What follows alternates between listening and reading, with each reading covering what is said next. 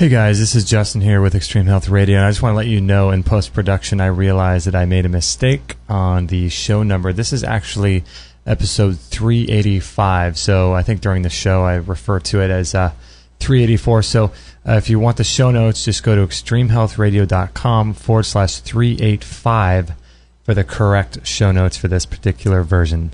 Thanks.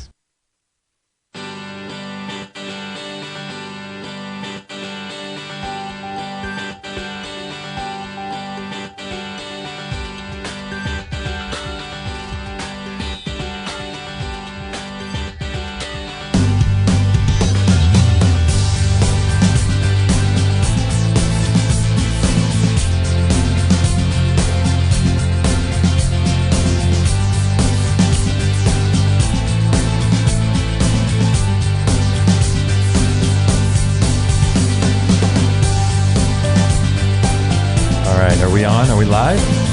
I don't know. You are the master of the button. Master of the button here? I think we're live. We'll pretend like we're live until we hear otherwise. Okay. Unlike our last show with LaShonda Green, how you had her muted the first 30 seconds. Oh my goodness. Yikes. Gosh, I tell you, it's challenging to take care of this whole soundboard and be an engineer as well as a show host. I give you kudos for not knowing. I mean, gosh, who would have ever thought this? Even 5 years ago, who would have thought that you'd be having to learn all this and doing this? And I give you credit. Well, thank you. I'm impressed. I try. I couldn't do it. I'm looking at you over there messing with all these buttons throughout the whole show, and man. It is a skill. Like you sort of master the switchboard here, and you have to make sure the live show sounds good, and you have to make sure that you focus on the guest and you don't, sound weird, or you stay in flow of a good conversation. It's a lot. Challenging. I know. I never knew. It's like you know how you're always just in the car driving, listening to the radio, and you hear the talk show people, or, even just like my country station I love. Yeah. They banter back and forth. You're like, oh, they must have fun. They have the best job in the world. So easy. I know, right? Oh, my goodness. That's hilarious. Yeah, I don't know how those traditional radio shows, how they do all those clips, those sound bits, and yeah, they are talented people. They're really talented people. We just sit here and talk. I know, right? But was it Jim? Yeah, Jim wants to know how my green juice was. Nice. Awesome. Do you know what was in it? I told everybody that we had a green juice this morning. I woke up this morning and you made a green juice for us. How awesome is that? Baby Kate was on it. I know. Could you taste what was in there? I didn't taste any ginger. Oh my gosh, I put a lot of ginger. Did you? I tasted a ton of ginger. Maybe really? I got it all on my part. Wow, you probably did. Did you stir it up? I did. Okay. I did carrot, apple, celery, romaine, parsley, ginger, lemon. I think that, and cucumber. Parsley, ooh, that's good. It was very tasty. And you're doing better with greens these days? The only greens I can do right now are juiced greens, and they're just parsley and romaine. Those are the ones I seem to be doing okay with. You're like Jay Cordage. She says, eat your fruit and juice your vegetables. Drink your veggies. Yep. Mm-hmm. Well, I stand by Jay on that one. I know, right? Eat your fruit, juice your vegetables. I think it makes some sense. I know. At the program I'm on, which we can talk about later, that I'm doing this nutritional and supplementational, is that a word? Supplementational? Mm-hmm. Program talks a lot about doing a ton of like returning to being a baby, like mushy mm-hmm. cooked veggies, not a lot of raw. Mm-hmm. But yeah, my main issue as of right now with the greens, as far as kale and spinach and things like that, are their high thiol. Oh, right. So I'm just sticking away from all things that are sulfur problems for me. And that probably has to do with because those are very, they call them goitrogenic foods, mm-hmm. Like goiters. Mm-hmm. That's the weirdest word. Isn't that weird? Yeah, it's a strange word. Goiters. I got a goiter. Yeah, but I'm sure that's one of the reasons why too. Yeah. Their impact on your thyroid and all that. Goitrogenic. Yeah. So that was a good juice, and that's a great way to start the morning. So apologize to everybody in the chat for being a little bit late. Yes. Yeah. No. Let's see. It seems like no one seems to be to mind. So yeah, we're always a few minutes late. I know. But we do our best here. Always something to work on, right? Yeah. So what is this? Episode 384? Yep, sir. 384, and yeah, I just want to let everyone know that they can join us every Friday morning at 9 a.m. Pacific time if you're interested in making some friends in the chat room. And yeah, let's see what else is. Oh, I want to let everyone know too of this, their ability to download our ebook, Lessons from the Miracle Doctors, for free, that sells for $20 on Amazon.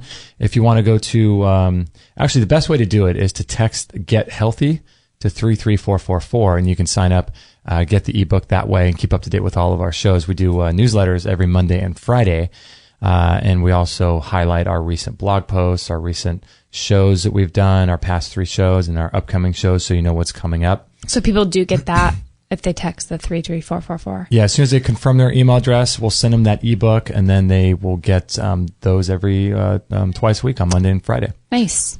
I have to say, for not being a cell phone guy, you sure figured out how to Jeez, right? make that possible for those of us who are still cell phone. Still tied to the hip to the cell phone companies. Not me for long. You getting rid of yours? Oh, yeah. It's going to happen, right? We're going to go on vacation in a little while, and I want to be able to have one to keep in touch with the girl who's going to watch Maggie, and then I'm out. And then we can post stuff on our Instagram account, too. About what? Oh. We're just being on vacation. Yes, correct. So you're really going to go cell phone free? Yep. Really? I know, I've committed. Are you, I'm even going so much more I'm actually going to pay to get out of my contract early because it creeps me out. I don't like it. Really? Yeah, I don't like it for a lot of reasons. What's the main thing? Well,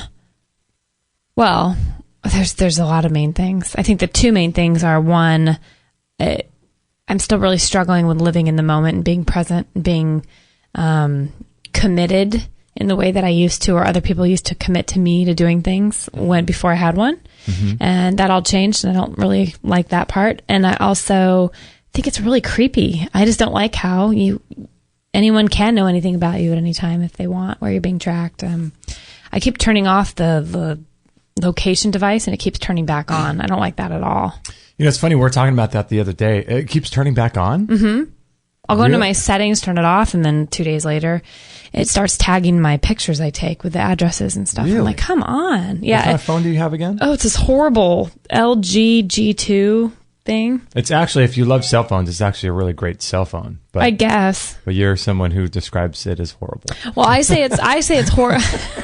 You want to know why I think it's horrible? Why? Because people have to jump out of buildings and commit suicide to make it? Pretty much. Gosh, what is that? That was the part I didn't even know that you had to clue me in on and ruin my day the other day. Yeah, but that's really bad. If that is what's going on, I don't want to bury my head in the sand. But no, when I first got this thing, I traded in my iPhone. Mm-hmm. I was having all these problems with my iPhone. It was like they're meant to self-destruct after like 3 years. They're made to start doing weird things, so you almost have to buy a new one. Is that what the guy told you? Well, no, they're not going to tell you that, but that's what it seems like. All devices just are only meant to last a small amount of time. Like, nothing's made. I mean, you talk to the guy at the... You can't have it for 5 years or 10 years. No, I mean, we went and bought a refrigerator after my parents helped us with a Christmas gift, after the New Year. And the guy at the appliance store said these things just aren't made. It's kind of like cars. Nothing's made to last like they were before. And that's a shame on so many levels, not only for... financial and monetary reasons, but, monetary reasons for the people gaining from it, but for the poor suckers who are getting raped by doing that. But, the landfills and just all the room in the world this trash is taking up by going through things more. Anyway, when I bought this phone, I thought, I'm ditching the iPhone. I'm going to get this other thing. They talked me into it, said it's better than an iPhone. So I get it. Within 2 weeks, it was overheating. It was heating to like 113 degrees. I remember that. Yeah, and I had it near my head, and that made me really nervous because I'm like, this thing's burning up. Why'd you have it near your head? Well, when I was talking on it, I didn't have my like little Bluetooth clip thing. I don't even know what that is, but I didn't have that. And I remember thinking, gosh, like this thing is just shouldn't be doing this. So I dealt with it for a few days thinking, okay, I just have a new phone. I guess it runs hot. Stupid, So I called up AT&T, my carrier, and 2 things were disturbing. One, they agreed that it was a bum phone and I needed to get a replacement. But 2, how like on their end, they can have access. They say, let me go into your end of the phone on my side. Let's connect together and see what's going on. Right. So they go in, and I remember it was the nicest person that helped me. But they're like, oh, what a cute picture. Is that you and a penguin? And I'm like, why are they looking at my photos? Remember, it was a picture of me at the aquarium with my niece and this like fake penguin. So did you have a picture of like that picture frozen on the screen at the time? No, it wasn't my screensaver. It was in my photos, but like they go in and she's flipping through stuff, trying to help me, and find these settings and stuff. But I thought that is really unnerving. I don't like that. I don't like. I mean, talk about, she asked me to be able to go into my settings and find out and figure out why the phone was overheating. But it was like, we were working together. It was just very strange. It's like, here I have this device in my hand, but yet everything that's on it on your end. And you're probably like in some foreign country. It was just really creepy. And that really bothered me, Right. So then what bothered me even more, and this is the last part of my rant, is that they're like, oh yeah, this is totally, overheating, you have problems, it must be a mishap, we're really sorry, you need to send that in right away and we'll send a replacement out, right? So they send a replacement out, but the replacement is refurbished. I just had a brand new phone 2 weeks prior that had problems, but they would not replace my brand new phone with a new phone. Really? They gave me a refurbished phone, and then guess what? That one had problems about a month later. You got to just get rid of that. It started like turning itself on and off. So then I was like, I'm done. At that point, I should have been done and walked away. But I've been holding on. And so this is my So when are you going to get rid of it? Love of cell phones. After August 1st. August 1st. Yep. Actually, August 16th. Like any time after August 1st? Or? Well, up until August 16th, I've basically already paid for that month. Okay. So, I don't know. It might just be a principal thing. I might just quit it before then, but no later than August 16th. So I'm going to, I was going to say I'll throw that thing and run it over with my car, but I probably won't do that because that's not nice. I'll probably recycle it, wipe it clean, and send it off to a better place. Well, that's good. I'm glad that you're going to get rid of your cell phone. There's a lot of, issues with cell phones. It's hard though. Yeah, it is. It's really mental. It's like how we mentioned on our last free for all, I think it was last week, about how we're going to be selling our car to just have some extra cushion around us. Excuse me, while we do Extreme Health Radio, because it's a gas guzzler and we have an older kind of crappy car, and why not just drive that thing into the ground and save some money on insurance and all that. Mm-hmm. So between that and the cell phone, but that's been something that's been really hard for me, is to just check my ego and go, what is it about my ego that is having a hard time letting go of possessions? Right.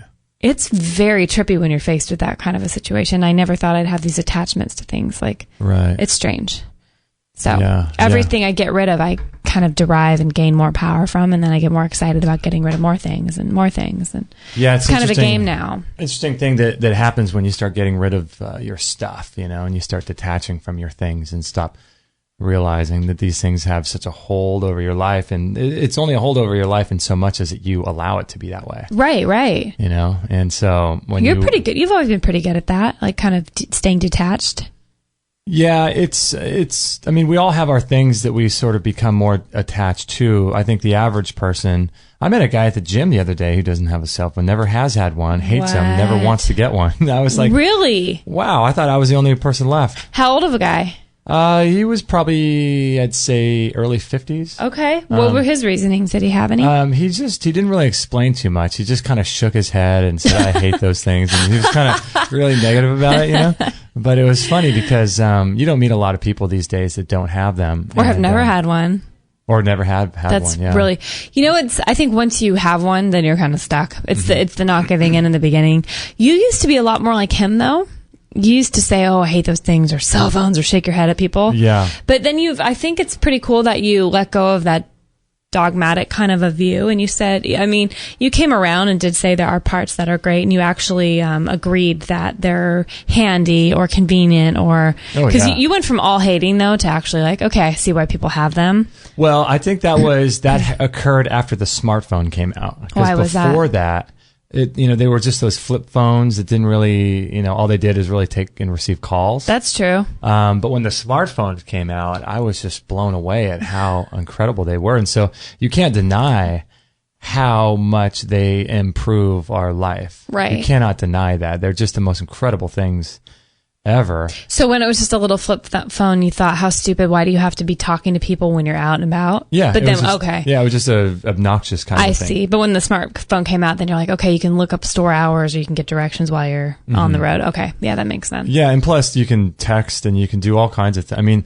with the apps these days, I mean, we could, if we wanted to, we could take our phone. I mean, we're going to start doing not live video, but video versions of our podcast one of these days. And we have an iPod Touch that we got for that because we don't like, phones. So we got an iPod Touch to that, and we're going to get another one so that we can do video. And I mean, the quality of the video is it's pretty incredible. Such high quality, and you can get all the apps, and there's no denying these things are great. It's just my thing is there a point to which we stop and ask ourselves, is this something that we should do? Like, is this something collectively as a culture that we should or shouldn't do?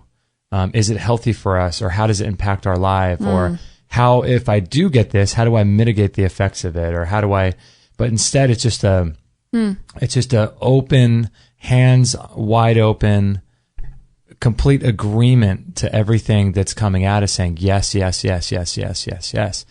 There's no real discretion being, on the part of the user saying, hey, is this beneficial for me? Is this going to be damaging to my personality or how I live my life or my health or anything?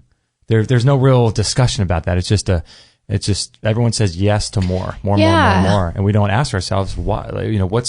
What's this doing to us? Yeah, I know, because like when the Kindle came out or the tablets. I mean, I can't think of one person. Everyone's reasons that didn't want one, the people I know that didn't want one, was just they like to hold some pages and have an old fashioned book. But nobody thought, what's it doing, or what could it possibly be having an impact on my health? I never would have thought that. I never would have thought about that ever. Really? No.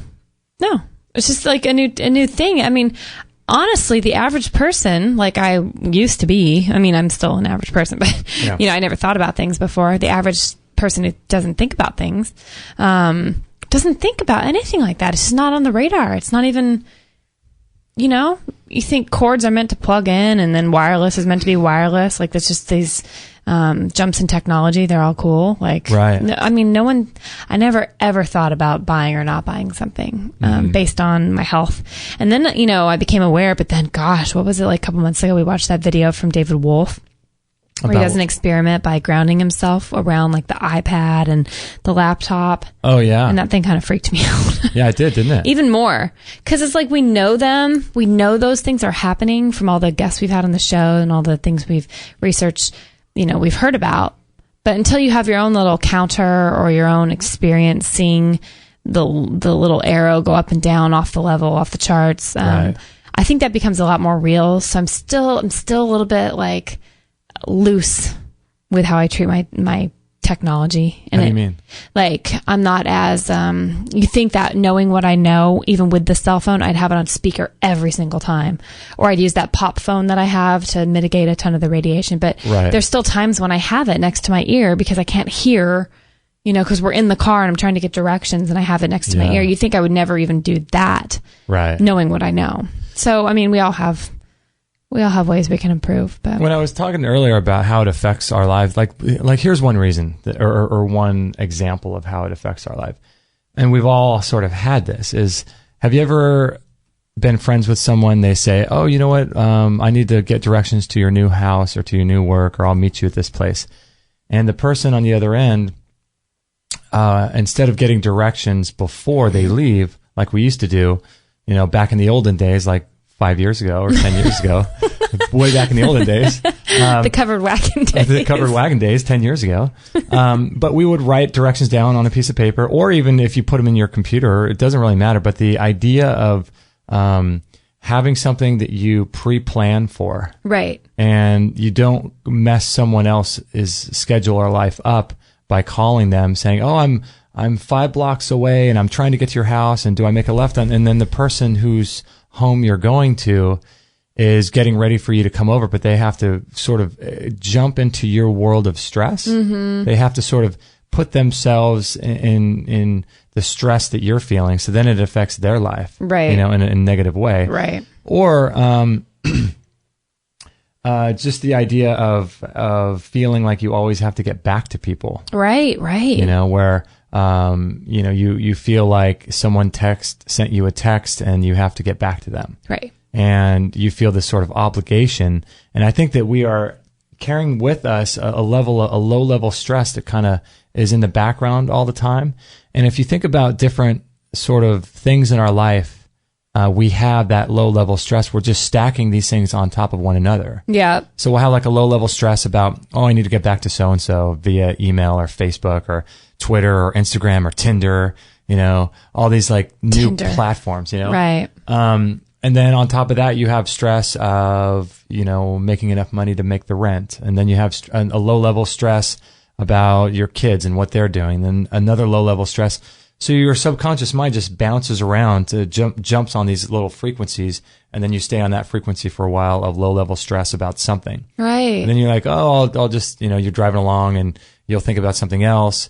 And the next thing you think about is some other subconscious low level stress about your kids. Mm-hmm. And then you have all this stress that's sort of on your life all the time that, was just never there. Have occurred 20, 30, 40 years ago. It used to boil my blood. Was when I was at the salon, and the main way to have people make appointments was, they just text you. Everyone loves texting. And then if they couldn't make it 5 minutes before the appointment, they would just send a text. Sorry, couldn't make it. Really? Sorry, traffic's so bad I had to turn around. Sorry. And I thought, wow, it used to just piss me off. And I was like, who does that? They're just hiding behind this text. It's so much easier to send a text than to call. So sometimes I'd be so mad, I'd actually just call them back and like make them talk to me, but they wouldn't pick up the phone. Really? Yeah, because people don't want to feel like they have to have a conversation. It's much easier just to go, ooh, I guess I'll just send a text. And then I realized I do that. Like, it was so good for me to be mad about that, because I realized I totally do that. If I don't want to deal with someone, or I'm embarrassed that I did something not as great as I could have, I'll totally do that. Like, really? So I've really made myself step out of my comfort zone and become a real person again, and not just own my mistakes, own my, like, example. This week, my sister, this was the bummer. She gave us a car seat, thinking, her kids are not babies anymore. She said, if you guys want to continue to, down the road have a family, would you like to have this car seat, and you can hold on to it in storage until you guys are going to need it? And she said it might save us a lot of money. So I said, yeah, we'll keep it in the storage container thing we have out on our patio. Well, like a week went by, and, I was getting ready to have a garage sale with your mom last Saturday, and second last decision, I thought, this thing is so bulky. Why hold on to this thing? Like, it's been used for like a ton of kids. By the time we have a kid, we'll want something new, whatever. Maybe I'll sell it at the garage sale. So I totally made like the split second decision to sell this car seat. So I take it up on the garage sale, and, somebody basically bought it. So it was a bummer. My sister, we had it for like 2 weeks, and we've been sitting on it. She sends me a text, and she says, I'm so sorry. We're going to need the car seat back. The person who gave it to us to borrow, we never thought in a million years they'd need it, but they're pregnant and they're going to need it back. Right. And my heart just sank. And the first thing I wanted to do was just text and be like, oh my gosh, I'm so sorry. But instead I'm like, I just blew it. I should have run it by her, even though she kind of quote gave it to us. Mm-hmm. I shouldn't have done that. I should have just ran it by her. So I picked up the phone immediately, and it wasn't comfortable. She got really upset. Like, her reaction was, she even admits, like, I'm sorry, I overreacted. Mm-hmm. But when she picked up the phone, I said, oh my gosh, Meg, I am so sorry. Like, I should have checked with you. It was totally my bad. I don't know why I did that. I really don't do a lot of things these days without really thinking about how this is going to affect other people, but I blew it. Mm-hmm. And so she completely overreacted. And then like 10 minutes later, she texted me and said, oh my gosh, I totally overreacted. It's fine. It doesn't matter. Like, it was time for that one to go anyway. Yeah. But that was just an example of like, like, oh man, like I needed to, I knew I didn't want to pick up the phone, but I had to, because I'm like, I don't want to be that person like my clients used to be to me, Yeah. It's better just to deal with it. I was like, I don't want to go there, but I'm just going to go head on, full on into it, and just, face it, because it's my bad. I think something weird happens when people have cell phones. They don't have an ability, or they lose the ability. I think it sort of slowly ebbs away and eats away at people's ability to make plans. Because remember back back in the, I mean, we're not that old, but back in the 80s, you know, where people would make plans and, you know, you could make a plan with someone, and you could say to them, hey, I'll be at your house on Saturday the 12th at 3:30. Does that sound good? Right. And the person would be like, yeah, that sounds great. And that could have been a month or two before Saturday the 12th at 3:30. You go to your calendars, you write it down. Yeah, and so somebody might forget. There might be a mishap. Who knows? But you would never, like back then, you wouldn't talk to that person for, 60 days or 30 days before that. You wouldn't even speak to them because maybe they're, I don't know, they're just close relatives or they're not living close or whatever. Mm-hmm. But, you wouldn't even speak a word to them or send a message to them during that time. And sure enough, Saturday the 12th at 3:30, Uncle Bob shows up, in his beat up trailer and just sitting out on the curb in the front yard. There he is, honking his horn. Uncle Rico. Uncle Rico. Who doesn't love a good Napoleon Dynamite with character? His little, molester van. Oh, that's horrible. But you know what I mean? That van is freaky. We've lost our ability to set a date and be, I guess, people of character or conviction or be a person of your word. We have to constantly communicate with the person, 100 times before we set the date to go do something. You can't just, I feel like those were better times then. I know. I want to say they were too, but is it like how we look at my grandparents my grandpa's still alive. He's 92. Is it how we always say that elderly people look back with rose-colored glasses and things actually weren't better? Yes, you're correct. Do you think though? Because I actually feel, we're probably just repeating what they have done, but like I do feel like 20 years ago even was simpler and better. I don't know if that's true or not. I really feel it though. Well, it also is sort of marred and tainted by marred and tainted that we were much younger than you're a child, or if you go back to those times, it wasn't just stuff like that. I mean, if you were talking to a stock trader on the New York Stock Exchange in 1986, I'm sure they would say that life was very, very busy and very stressful and chaotic. That's true. It's just because we remember it as this sort of innocent, childlike time, and we had no responsibility. So that's true. That is sort of stacked on top of it. But it does. It seems like people were better at that kind of thing, and I think we should get back to that, where you don't have to text and send email messages and Facebook messages and all this. Yeah, because you can still have a cell phone, just have a healthier relationship with it. That's what I've started doing. I just put it on silent. I turn it off at night.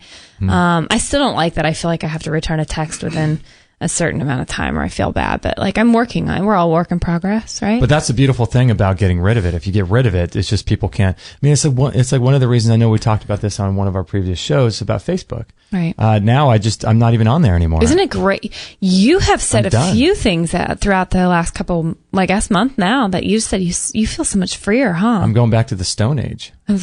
I'm rewilding myself, according to Daniel Vitalis. Yes, you are rewilding. Jim agrees in the chat. He got rid of his TV over a year ago. Nice, Jim. But he doesn't think he could pitch the sell, but I get it. It's like all these little decisions. We got rid of we have a TV to watch DVDs, but we haven't had cable for probably 4 years now? Yeah, more than that. Yeah. Yeah, we had a fun conversation with the listener and her husband, Tana. She may be in the chat room right now. Tana and her husband. Tana, you're there. And awesome.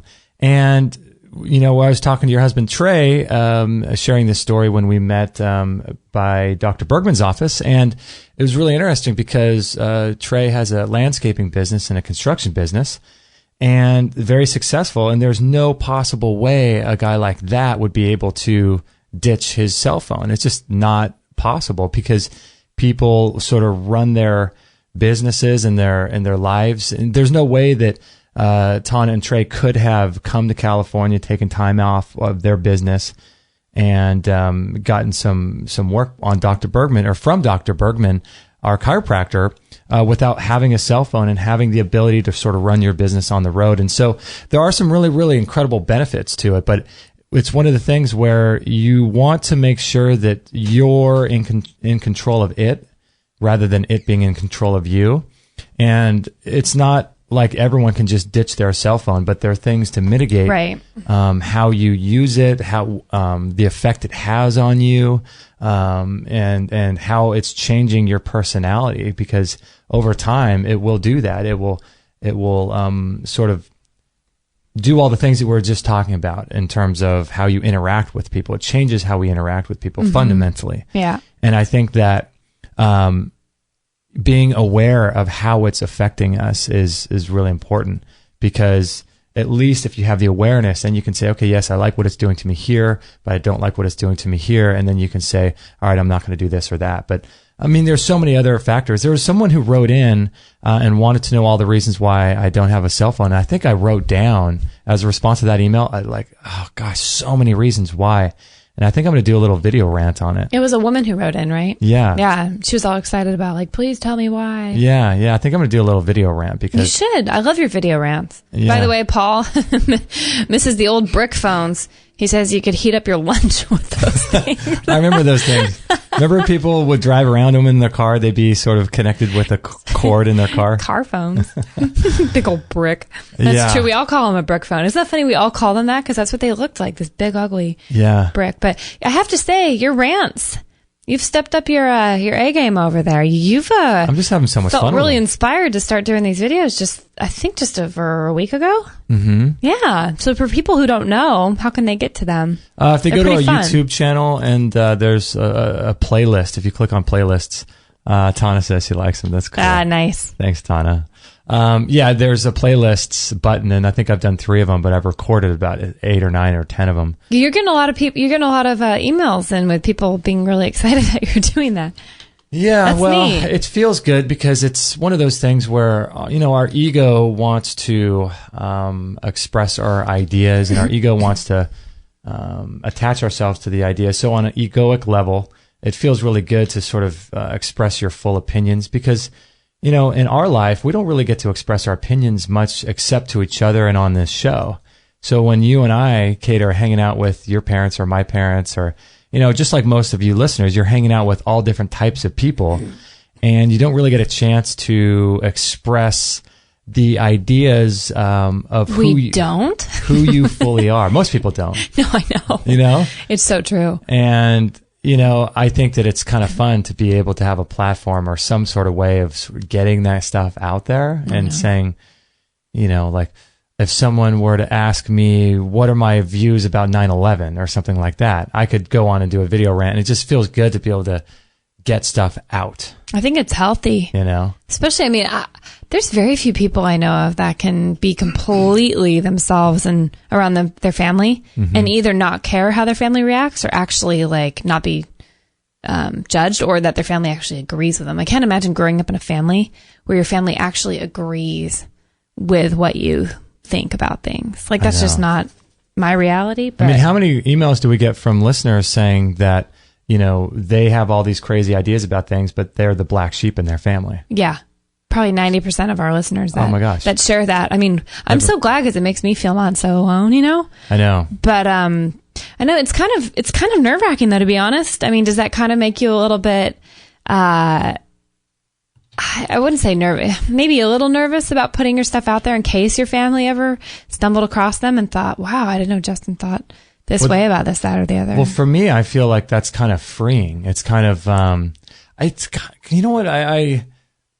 kind of equate it to, having these ideas. It's kind of a weird comparison, but, being gay, where you have to hide this sort of secret from everybody, and you can't tell anyone, the deepest, darkest, part of you. Because it's so shameful, and it's you're so shameful afraid. And dark and horrible, and people are going to, railroad you for it. But, being able to express that in some way is really cool. And you can't really do that with a family member or someone who's going to, sit down and try to argue with you, because all they're going to do is try to push your buttons and this kind of thing. But for me, I think it's kind of freeing to be able to do that. Well, I kind of feel like, this is so silly, but I honestly... Paul put a link to a book. Awesome. I know, I'm just looking, The Brain Maker. Have you heard of it? I'm looking it up right now. Nice. Thanks, Paul. The Brain Maker. Sounds like it's a good summer read. Oh, he says it's about how your gut bugs influence your brain. Nice. Oh, nice. Oh, I see it right here. Brain Maker. So what were you going to say, though? Don't lose your thought. Oh, shoot. Did you lose it? Where are we? Bright, shiny objects? Bright, shiny objects. We're just saying how... Oh, I think that my... Thank you. I think that I think overall, like, it's becoming easier for me to bust out and say my real opinions, but I think that the biggest fear... If I'm really honest with myself, and probably most people are, is that you feel like your family won't love you anymore. Right. It's weird. Mm-hmm. Like, I know that's not true. Maybe in some people's case it is, but I know my family wouldn't stop. Like, they would still want me around if they knew what I really thought about things. It's not like they'd be like, we don't ever want to see you again. Like, you're crazy. It'd be more like, oh, that's disappointing. I'm worried for her. I'm worried for her soul. Like, what, you know? It's more of a judgmental kind of thing. It's more of a judgmental, but I think that, gosh, it's like when I really think about it, I'm like, like, I think that would be the biggest thing to lose, is that you feel like they would lose their love for you. But isn't that weird? Like, why would you be afraid to lose love that you feel like is conditional anyway? Family would cut you off from being their godparents because you believe in aliens. Has that happened to us? Didn't that happen with your sister?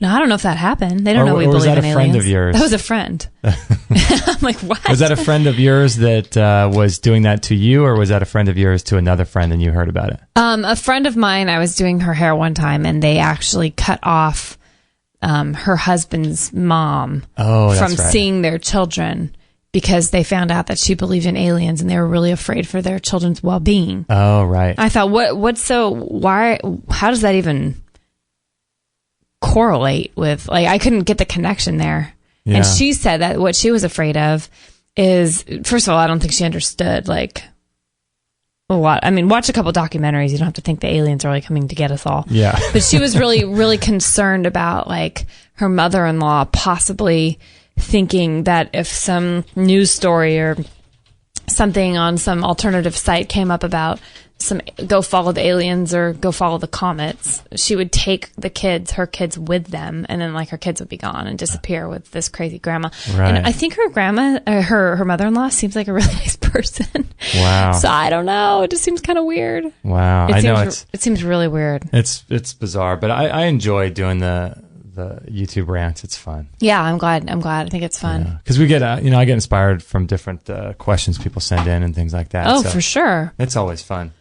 I wanted to share with everyone too this information. I don't know if you guys know, but California, the great state of California, just passed SB 277. Did you hear about that? You're putting your headphones on. Should I?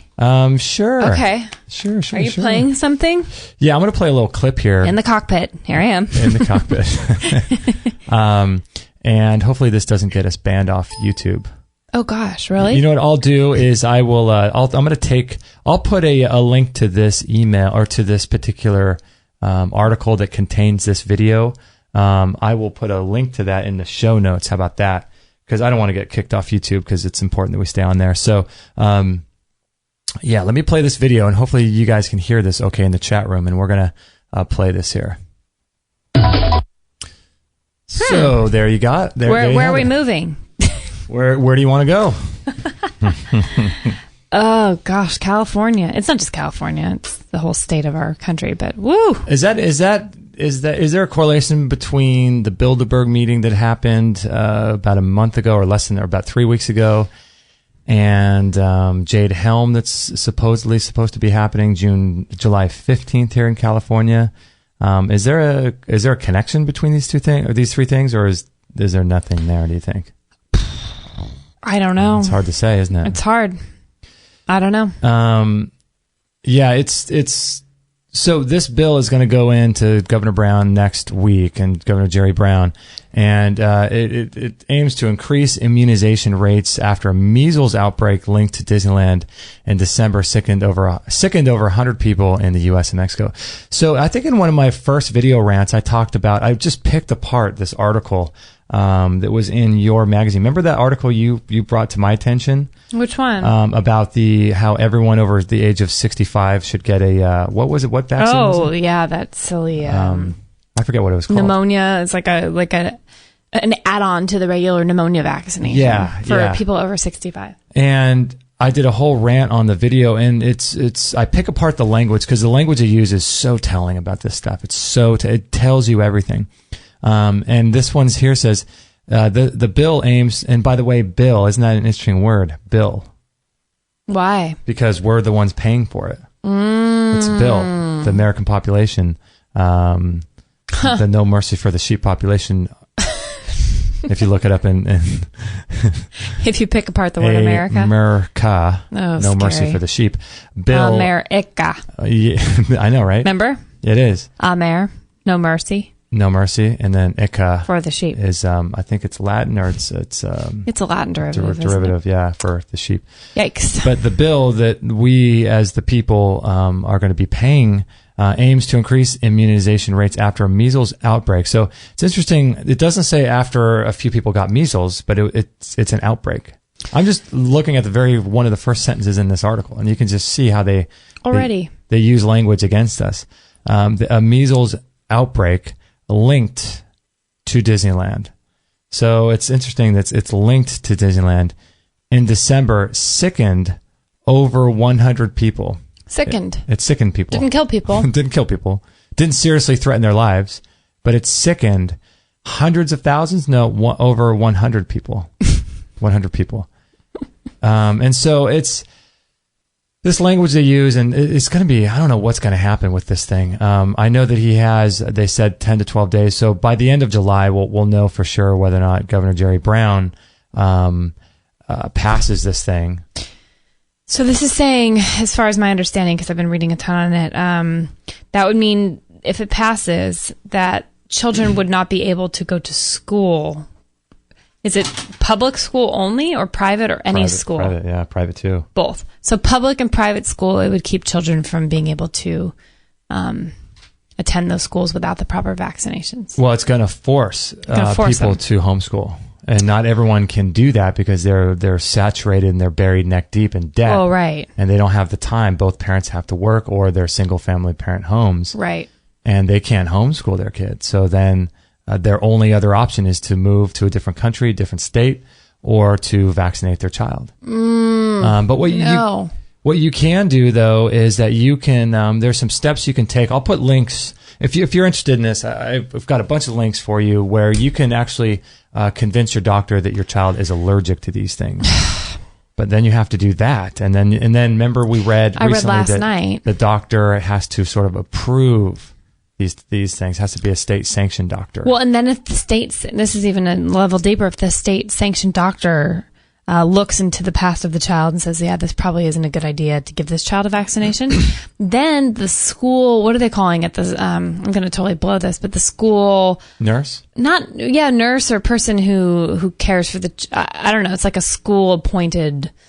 healthcare person on campus. They're the ones who actually can override even what a pediatrician recommends or doesn't recommend. So even if you get the state-sanctioned doctor to write you a note and say, I believe that this is not a good thing for this kid to have this vaccine, the school health official is the one that can put a stamp on it or not a stamp on it for no reason. They don't have to have any sort of who are these people? I read this whole article. We'll have to post to it. They're not a doctor. Right. They're not some qualified. of them aren't even nurses. They're not qualified. And they're the ones that making these decisions. So it's like, who are we putting our children, whose hands are we just handing over these kids to? It's just, it's really disturbing. It's really disturbing. So now, as New York, California, these sort of margin states, the rest of the nation is sort of going to, take effect. Now you're going to start seeing other states that are going to be doing the same thing. Of course. It's just a matter of time. I love how Paul says the Center for Disease Control, ... Shouldn't it be the Center for Disease Eradication? My conspiracy theory for July. Yeah, well, you want to control things, right? Paul, right. You don't want to get rid of things. You want to extract as much money from the fear that those things produce. That's pretty much what it is. But it's interesting because... now they're taking away all of your claims, like your religious beliefs. And all your exemptions. Exemptions. What were they? Religious and... philosophical. And what was the other one? Are there three?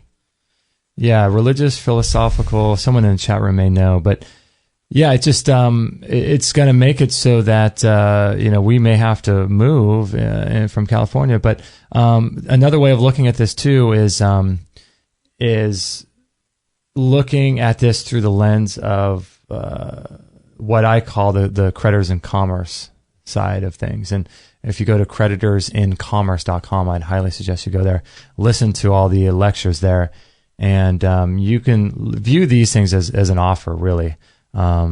If you know what you're doing on a contract basis through law, you don't have to do anything. I mean, these people can't do anything to you. You're completely immune, and you can learn some really, really fascinating ideas of how to use law and contract law. Not against them, but as a way to protect yourself. Talk about like having to know the ins and outs, though. I mean, you're going to have to dig really deep, you know? Yeah, right. California's Assembly on Thursday approved a hotly contested bill requiring that nearly all public school children be vaccinated, clearing one of its last major legislative obstacles before the measure heads to the desk of Governor Jerry Brown. And this reminds me of our virtual cyber friend, Shauna Banda. And if you're not familiar with her story, we're working on getting her on the show. But she had Crohn's disease to the level, or to the extent that she almost died. It was that bad for her. I think she was down less than 100 pounds. It was eating her alive, and she was barely able to live.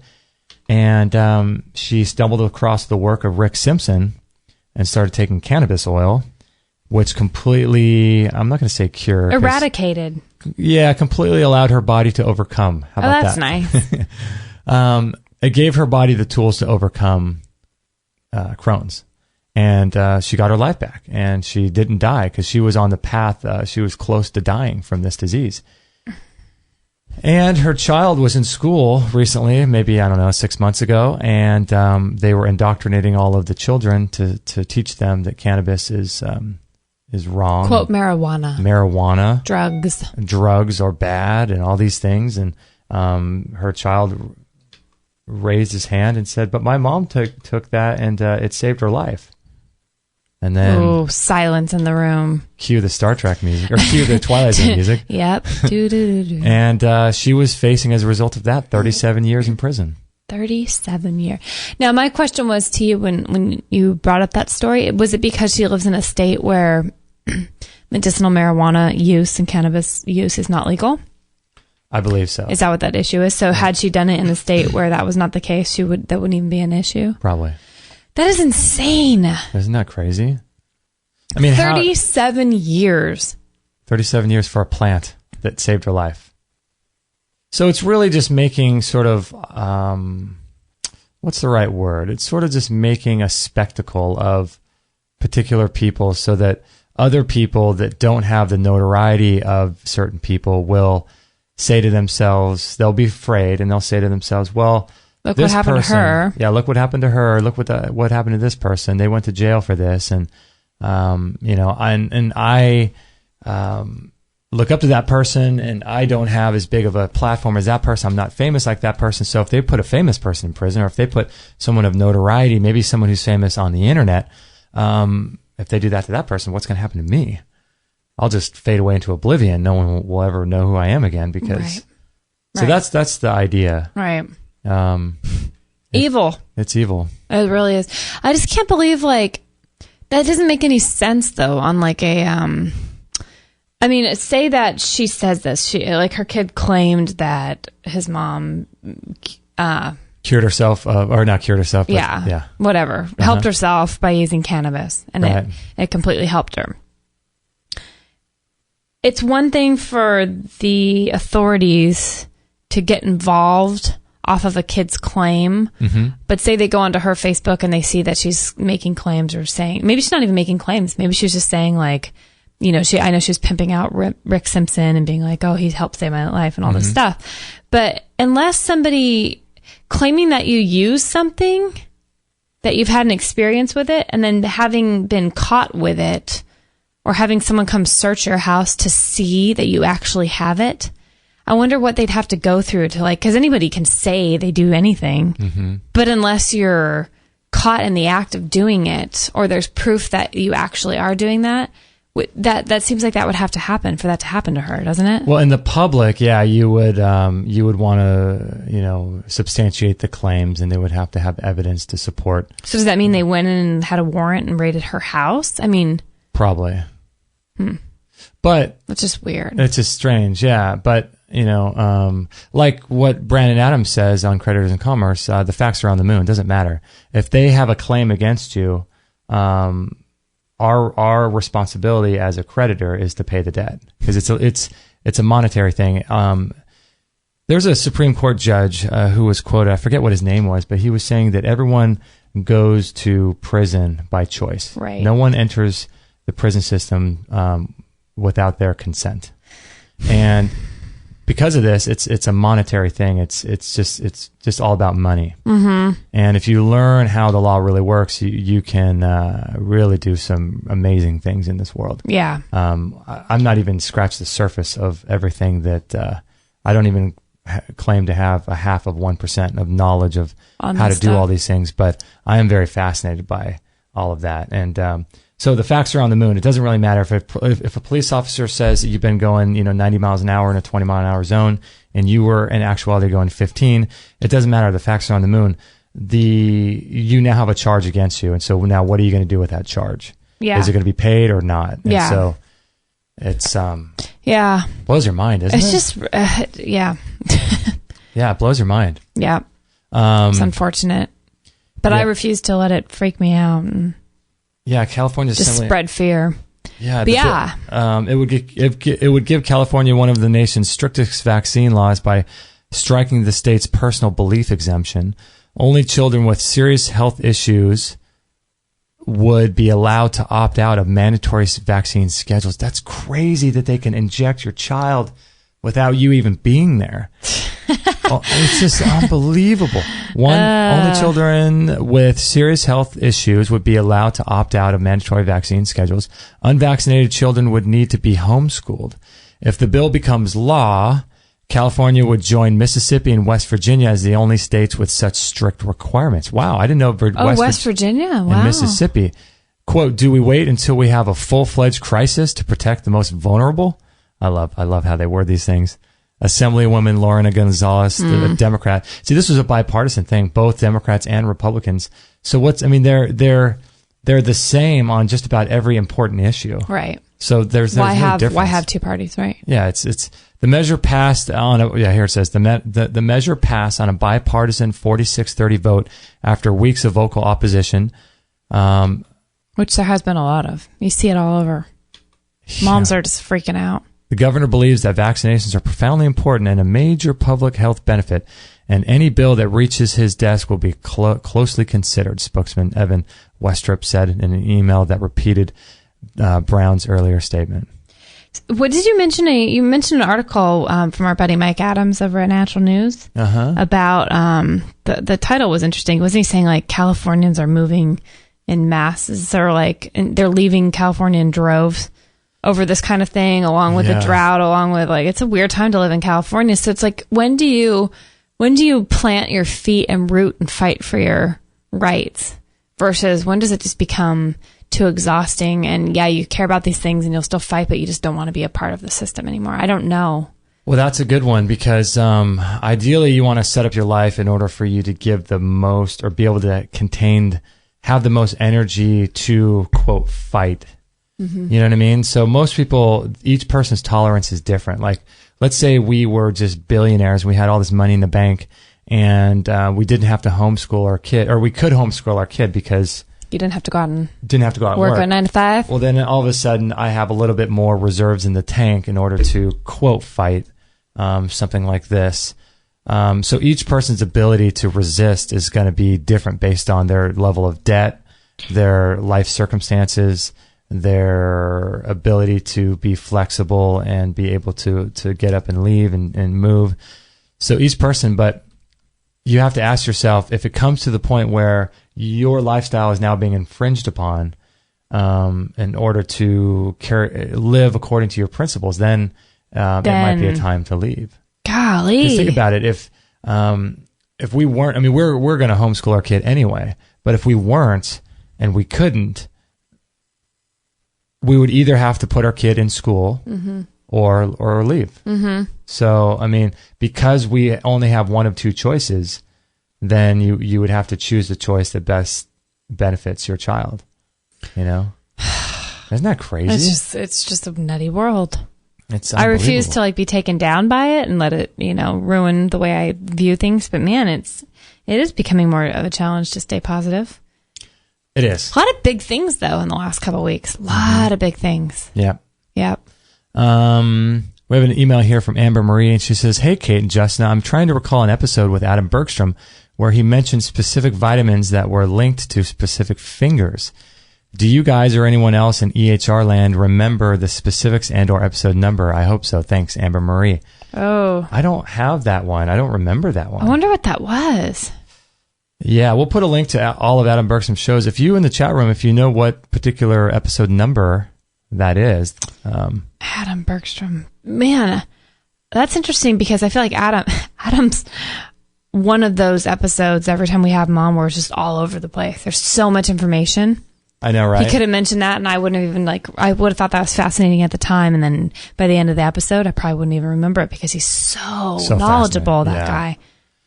Yeah, and in fact, you know what? We got to get him on again, by the way. Yeah, he's scheduled to be on pretty soon. I want to say I didn't say this at the beginning of the episode, but this episode is sort of brought to you by Bellicon Rebounders. I had a conversation with Stan, a former guest, the other day. And they are now doing free shipping on all Bellicon orders in the continental United States. And he told us it was one of the main reasons why people abandoned their order is because the shipping cost was so much. And so he said they're now doing free I don't know how they're doing this because Bellicons are such a well-made, well-constructed piece of equipment. And I don't know how they're offering free shipping on these I know, right? Do you think people's budgets are just... that's deterring people? Well, I think it might have cost like $100 to ship it or something. Holy moly. I mean, it was, I don't know. It was some astronomical amount, but now they're offering free shipping. So I don't know. He said he's not sure how long it's going to last. They may have to see what the response is. But if you guys are sort of in the market to get one of these Bellicons, I would highly suggest you get one.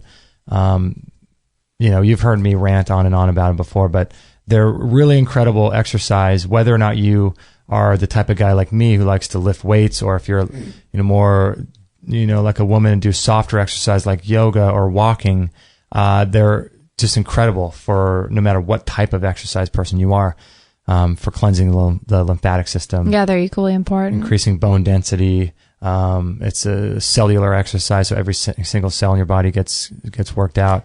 I found something interesting about that. The lymph, because I know it's such the exercise to get your lymphatic system cleansed. We were at the bookstore the other day when we were up at Dr. Bergman's office. We had a break in between. Oh, yeah. And we went to the bookstore, and I found this awesome book. I have quite the summer reading list, by the way.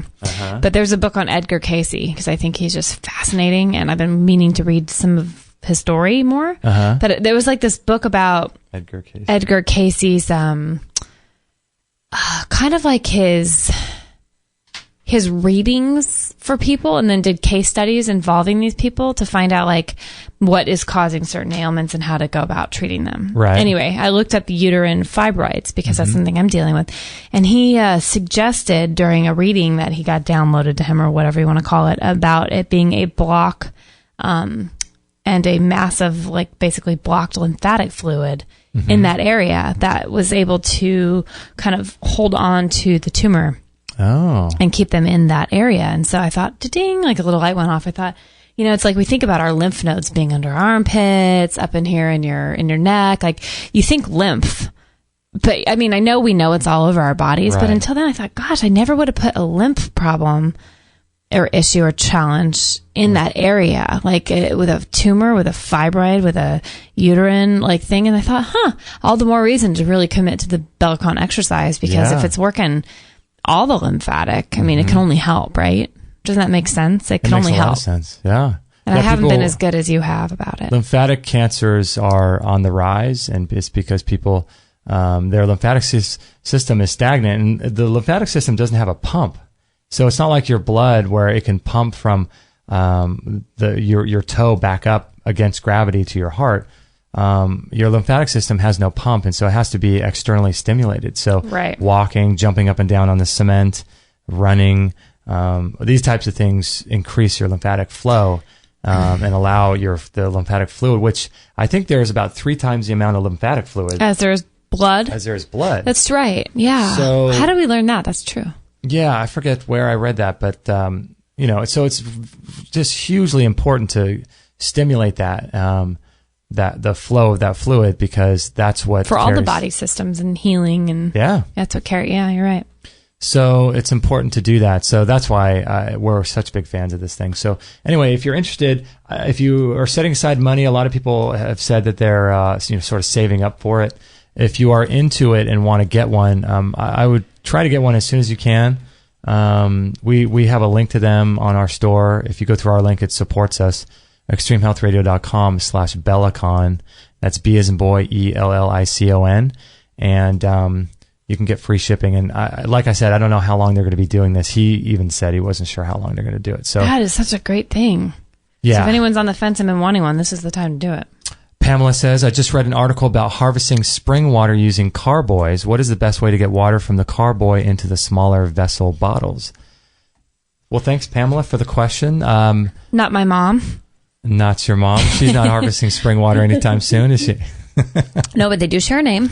That's true. That's true. I wish. I wrote an article about how to do this, but basically what you want to do is put your spring water, like we do this.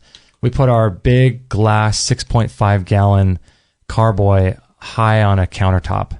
And then we went to the hardware store and bought, what do you call this, this sort of plastic tubing? Yeah, tubing. And siphon. To siphon it out. But you want to make sure you get a thick tubing, because if it's really thin, it'll take forever to get the water from one bottle to another. Yeah, there's like an inch or more wide. It's pretty thick. Really thick. Yeah. So that way you can siphon it off super, super fast. And then you just siphon it off. You put the other end into your other vessel, and then you just suck on it, and there you go. And then the water. Yeah, you got to watch that thing, though. It comes out pretty quick, so you got to make sure you get that tube out before it overflows. But yeah.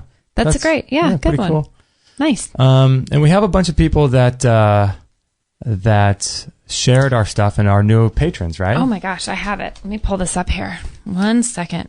Yeah, we had quite the week on Facebook. People were awesome. I know, right? Yeah. Okay, let's see. I'm going to go to the little boys' room. Okay. Is that cool? I think that's great. Here, I will read. Thank you guys for our latest Facebook shares. I'm really not great with these names, but I'm going to try. Thanks to Alina Anila. That's a great name. Back to Eden Lifestyle. Iva Talaco. I love how I make fun of you, Justin, and I can't even pronounce these names. Melinda MC, Artie Romden, Kathy Holtman, Alina again shared something, Mary Young, Paul Timby, Madeline Corrigan, Gangamela, Yola, Chad, Amita B, Eddie, Sotolongo, and Janet Squire. Those were just some of the latest Facebook shares. We're so grateful, you guys, because that's such a free way to share our stuff. So thank you. And then latest patrons for this week, we had some really great people donate on a per podcast basis, and that was Nick Davies. Thank you so much. Our buddy Ashley O'Connor. We're super stoked on that. And Carmela. So yeah, we had quite the week for Facebook shares and new patrons, and you guys really help keep everything going, both equally. So thank you guys so much. Yeah, Carmela was awesome. 25 cents a show. We'll take it. Those are the ones I have more excitement about. I mean, I love the everyone that donates. There's quite a few people that donate $5 and $10 a show, and obviously that means so much to us. But the fact that someone took time out of their day to donate 25 cents a show, it's huge, is massive, because I think if we could get everyone to do that, that would be huge, because we have so many listeners, and I think people just don't see they don't think there's much value in that, right? You know, in donating $1 a month. But man, if every one of our listeners donated $1 a month, oh my gosh, can you? Yeah, that would be so incredibly That'd be helpful. So helpful. Yeah, so if you want to go to extremehealthradio.com/support, you can do that. and donate. And I'm telling you, it really does help us. 50 cents a show, $1 a show, 25 cents a show. It may not seem like a lot to you, and if you are someone who doesn't have a lot of money, but you want to support what we're doing, we use this money to pay our rent, to pay for food. It's not just the business. We use this money to live and pay our car bills and everything else. So we're getting close to becoming sustainable, and we really appreciate it, and thank you guys for that. So that's pretty cool. Yeah. 25 cents. I love it. We'll take it. We'll take it. Every time I see a penny on the ground, I get excited. Oh my gosh. I found 12 cents yesterday on a walk with Maggie. I was so excited. Don't say no to anything. I know, right? When God gives you pennies, take them up. Pick them up. And let's see. I wanted to also let you guys know that the Future of Healing Summit is going on right now from June 22nd to July 6th. So make sure to sign up for that. extremehealthradio.com/future of healing. They have some incredible speakers. Daniel Vitalis is on there. They're going to be talking about spirituality, health, all kinds of really amazing subjects. And also the Healthy Heart Summit from July 13th to July 20th. So make sure to register for that too. extremehealthradio.com/healthyheart. And you're going to learn how you can prevent cardiovascular disease, which is like 90% preventable. And 1 out of 3 women die of cardiovascular disease. That's unbelievable. It's insane. That's unbelievable. So yeah, pass that on to your friends and let people know about that. And we just wanted to share with you guys a quick little story, some insight that we had last week from walking our dog. Oh, Maggie Brown. That really, really was one of the most life-changing conversations that you and I have had in a long time. And it was all because your own awareness. Right. Yeah, I know. What did we wrote did we put it in the newsletter, I think last week? But yeah, we had a situation with little Maggie Brown where we were walking her in the evening. It wasn't dark out by any means, but we were walking her through the local park a couple blocks away. And yeah, we were just enjoying our night and nice warm weather. And I looked down and I saw her she seemed to be doing something strange, and I thought she's chewing something. Oh, I wonder what she has, because dogs will be dogs. And I leaned down, and I swear if I hadn't leaned down at that second, it might have changed the whole outcome. But I saw this piece of something sticking out the side of her mouth, and I grabbed a hold of it, and I realized it was a piece of a bone, like a giant chicken bone. Mm-hmm. And I was holding on to that thing while you leaned down, and we tried to approach her, not with panic or anything, but you tried to get her to open her mouth. She wouldn't do it. We had a giant stick that we had in our hand that you were trying to pry her mouth open with, and she was holding on to that thing with a death grip and freaking death shaking, looking at us like she was just going to kill somebody if we tried to mess with her. I mean, she was so possessive of that bone. Man, that was wild. And now that you're right, I didn't think about it. I tried to open her teeth with my hands because she would have bit your fingers off. She probably would have bit my fingers off. She was that intense. And I've been bit by her before, and it doesn't feel good. Yeah, but this... and that was an accidental bite, and that hurt. But this was a bite on the back teeth. Your fingers were going into the back teeth. It wasn't like she was biting you with her nice little cute front teeth. I know. She wouldn't do it. So what? I was losing my grip on the piece that I was holding on to, and it was slobbery and slimy, and I thought, oh my gosh, if she gets one more... gulp of it, she's a goner. And so... Well, to lay a little backstory, too, you have dogs in your family, 2 of them that have died from eating bones. Yeah. So I haven't had them personally, but my mom had a dog die of eating a bone. Mm-hmm. My dad's side, somebody choked on a bone, died. Yeah, it's the worst. So I had that in the back of my head, but somehow I remained pretty calm when it was happening, but I think it was probably a good 2-minute struggle. And all these people around us were having picnics, and they're looking at us like we're crazy because she's screaming and making these noises while we're trying to basically hit her in the mouth to open up her mouth, and she wouldn't do it. Such a drama queen, this dog. Such a drama queen. So we finally get her to open her mouth. Thank God. You got the perfect angle of that stick. I think it must have hurt her gums or something. Yeah. And she opened up her mouth, and I pulled out a 4.5-inch cooked chicken bone. It was like a wing. Sharp. It was like a part of a wing or something. It was really sharp on one end. My gosh, the dog. Yeah, right? Yeah, and I thought, that it could have been it. It could, she could have survived had we gotten her some help. But, it was after hours. An emergency clinic is probably 10 miles away. And remember, it was Sunday night. It was Sunday night. Yeah. Yep. And there is a 24-hour place, but I thought she's not even going to make it if we don't get this bone out. I mean, this could be really bad. Yeah. So anyway, we get home and, we recover from the drama of that, and we're really grateful at this point, but it led into this conversation. Yeah, and it was interesting because you're the one that had the insight, which taught me a lot, because I like to consider myself to be an aware person, but this was something that I just sort of let go. It was very stressful. We're trying to get this thing out, and it's like, by the time I got home, I just let it go. But you had this really insightful idea about this whole thing that led to this discussion we had. I was making us a juice or dinner or something, and I thought, wow, what was that show we had with The Dog Is Your Mirror? That was Kevin Behan. Show. Kevin Behan, he's a great dog trainer. We had him on a long time ago, didn't we? Kevin. But he was talking about how your dog is basically a reflection of you, and didn't he write a whole book on Your Dog Is Your Mirror? Yeah, is that what Your it's Dog called? Is Your Mirror. That's a book, yeah. So that started coming to me, and I thought, what is it about Maggie and the situation that we just had that is true for us? Mm-hmm. That what just happened, and why did that happen now? Because, we've had her for almost 4 years, and she's never almost, died or choked on a chicken bone before. Right. So what is it that we need to look at in ourselves? And that spurred on a whole conversation. Right. And what I started to think was, what is it if our dog is our mirror and a reflection of us and how we do life? Because a lot of people, you look at their kids and you're like, well, of course that kid's like that. Look at their parent. It just makes sense. Right. So I'm thinking there's something that we're doing or not doing, or something to learn from this Maggie situation. And, I don't know. I thought, she's holding on to that bone for dear life, not knowing it would choke her, and just wanting it so bad and thinking that she wanted it. What are we doing in our lives what are we holding on to? It might be about to kill us. It's choking us. It's super threatening. But we think we want it so bad that we're not willing to let it go.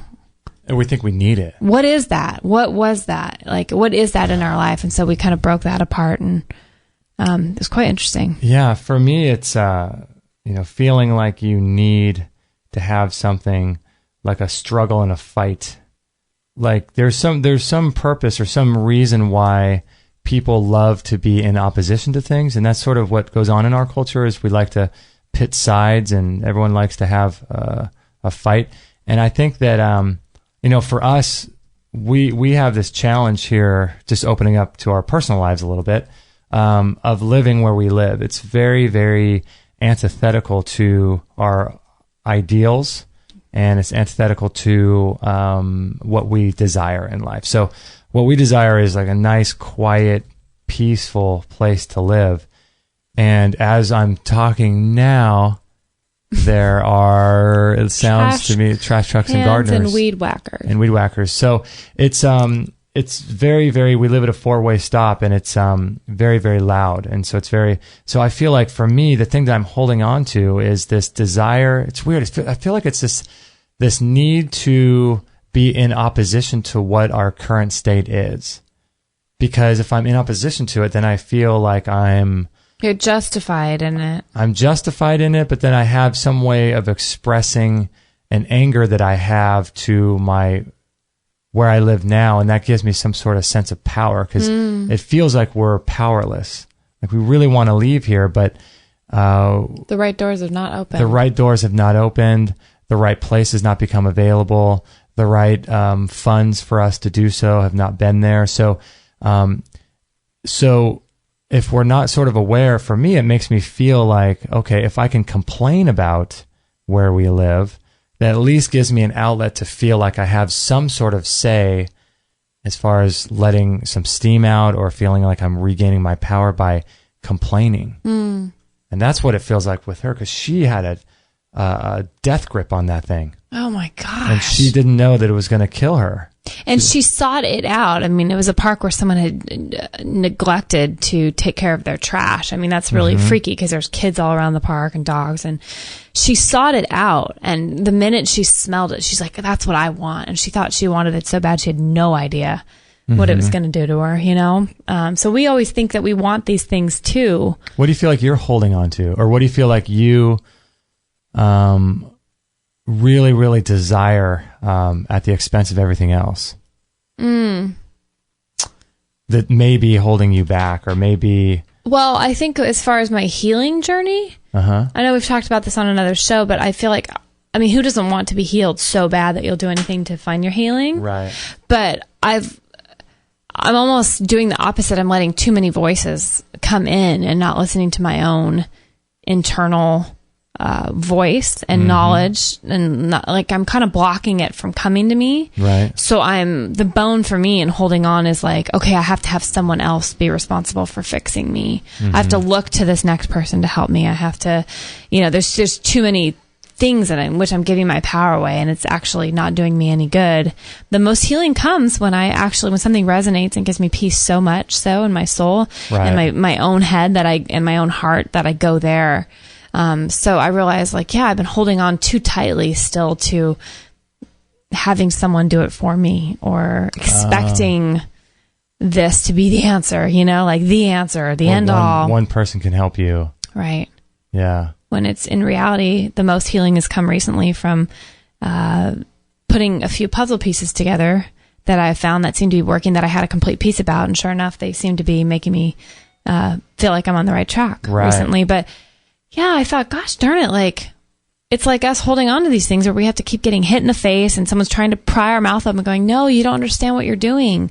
Like, you don't understand this. This will get you. It's not what it looks like. You think it's going to be this savory bone, when in reality it's this choking hazard, like, right. I know. Let go. To me, it just totally confirmed what we keep talking about whenever especially when we go into the float tanks that we love so much. Like, we both get the overriding sense of just let go. Let go, let go, let go. That's been, I think, the theme of our last year. Oh my gosh. What else have you been holding on to that you can let go? What are you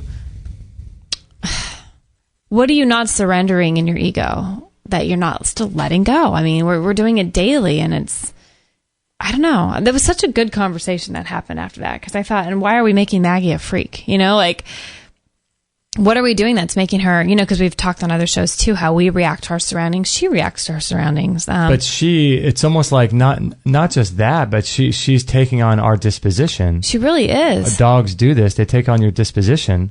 But then that's interesting enough. But then it's also really interesting to think about your dog is a representation in animal form of you. So your dogs represent, if you were an animal, you would be your dog. And so your dog is there as an animal version of your personality, and what your dog's disposition's like, or your kid's disposition's like, it's always a reflection of what the heck's going on with you.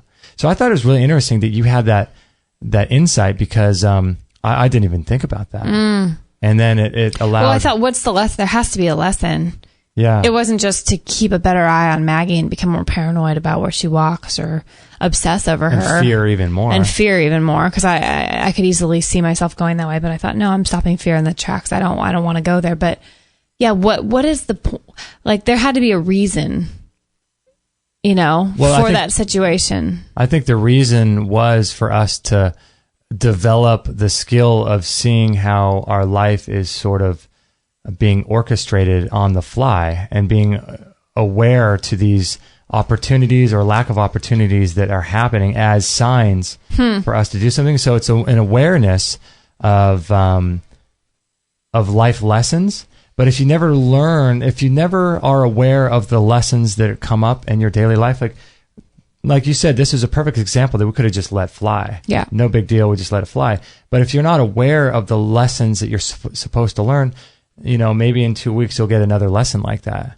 But in 2 weeks, it may be the same lesson wrapped in a different story. Right. So God's trying to get through to you or whatever. It's like you're supposed to learn these things. And if you're not getting it, yeah, you're right. It'll come back more yelling at you and in your face, and maybe even a, quote, scarier situation, or a more... Right. Yeah. But disease, like, it wraps itself in a different circumstance. So instead of Maggie, it may be a car crash and you have 2 broken legs. Or, right. It's always about you and the situation that you have. And so, but if you're not even aware that God is trying to tap on your shoulder and say, hey, listen. Pay attention over here. Pay attention. Yeah, pay attention. Be awake. I'm trying to talk to you. Right. If you're not even aware of that, then you'll keep attracting circumstances like that so that you can wake up. But then it seems like eventually over time, if you never are awake, you're just God will say, okay, well, he obviously is not going to be able to learn that lesson. So let's move on to the next thing and teach him something different. And then you're 85, 90 years old, and then you never really woke up to the fact that you were trying to be taught your whole life, but you were never even, not that you weren't receptive, but you weren't open to even seeing those as lessons. Right. So I'm so glad that you had that insight, because everything can be seen as. Well, I agree, and I feel like when I'm in nature is when I get the most lessons, because we live in a place where there's not much nature. I mean, we have the beach around us and things like that, but there's people everywhere, there's noises everywhere. You know, most places are like that, but I get really jealous of my friends and family who live where there's more nature. Right. But just even paying attention when I am at the beach, blocking all the noise and volleyball players out and things like that, and watching the birds fly, there's so many messages that I could easily miss if I'm not viewing everything as a lesson. So I might view everything more so than it actually is. It might not be a lesson, but I make a lesson out of it because I don't want to miss it. You know, for example, there was a bunch of birds flying. There was one seagull kind of like maybe 10 or 20 feet ahead of this other pack of seagulls, and they're like flying in a V behind him. And I thought, is he part of their pack, or is he the Lone Ranger doing his own thing, you know? Right. So he kind of dips down, they dip down, he dips up, they go up. I thought, okay, well, he is the leader, but he's set really far apart from the pack behind him. And so then he goes down to kind of land, and then they all land, and then he takes off again. I thought, oh, they'll take off. Well, they didn't. They all stuck on the beach and started like scrounging for food and things like that. And he takes off by himself and goes back out over the ocean and is having a great old time doing whatever he's doing. And I thought, wow. And so in my head, I'm thinking, why did I just witness that? I'm paying attention. I could have just thought, oh, wow, there's a bunch of birds like I usually do. But it seems like we're meant to witness everything we witness and see and hear and think. Everything gets imbued into our psyche, and we're meant to. That's how I'm viewing things now. I thought, gosh, like I was meant to see that, so what can I gain from it? Viewing it and then is one thing, but viewing it and thinking about it and extracting the truth or the lesson from it is a completely different thing.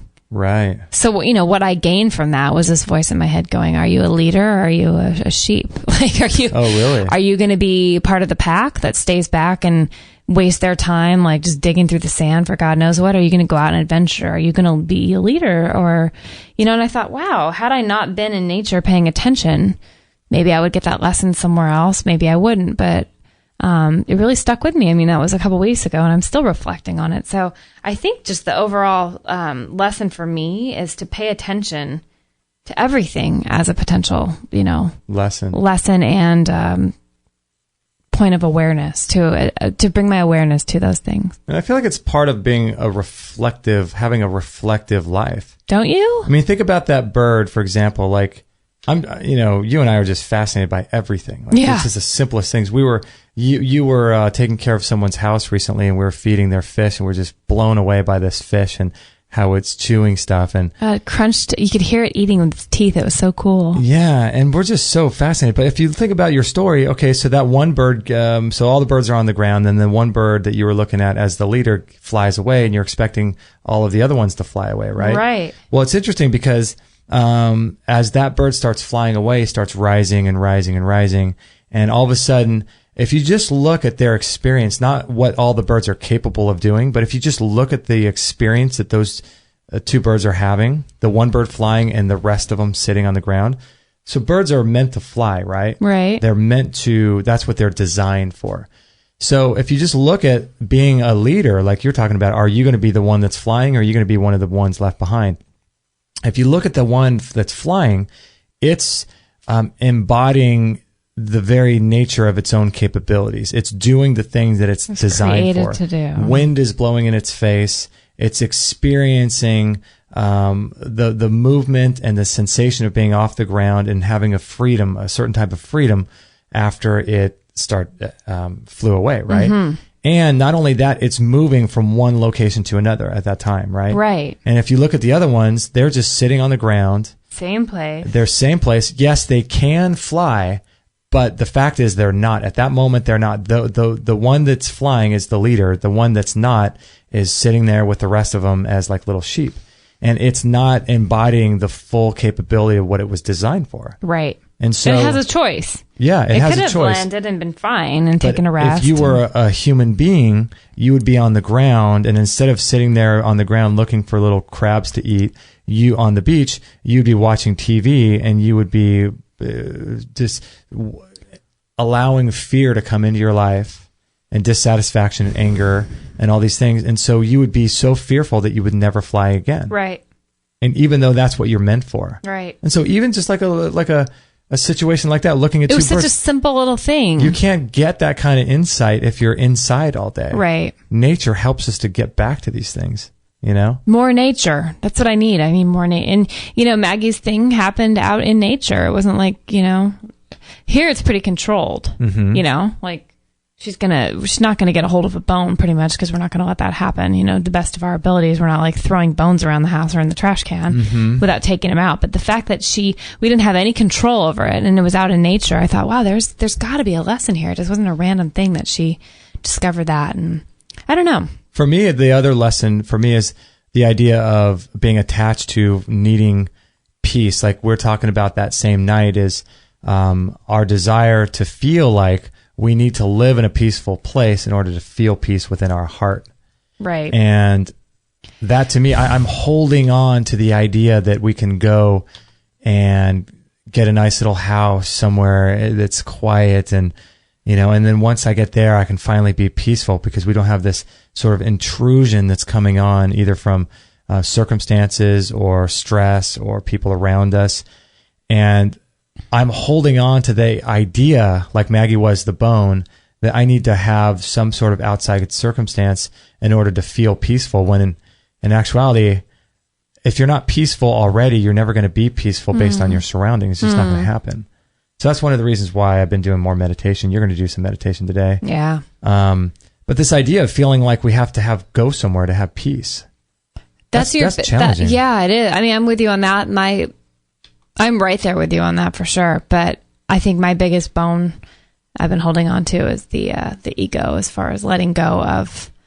I think it's been two things. It's one that I said earlier, like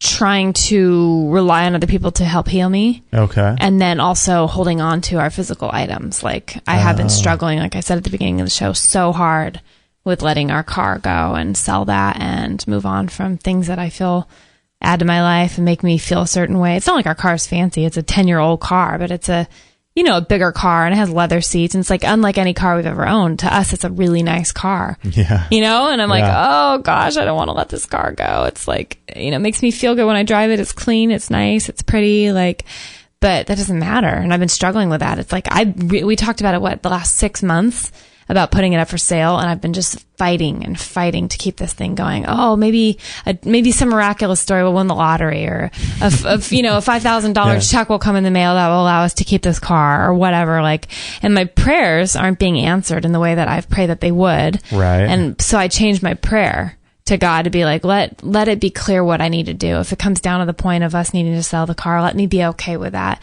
and make it very clear. Well, it has become very clear because those other things I thought would have to happen haven't happened, you know? Right. So that was the bone where I'm like, no, like I'm holding on to it. I don't want this. I make another way. I just anything but this. But no, I mean, the worst thing in my ego has happened, and whatever, like I have to learn to let that bone go. It's yeah. Why am I holding on to things, you know? Yeah, we desperately want to hold on to things that we think we need, you know, for sure. Yeah, we do.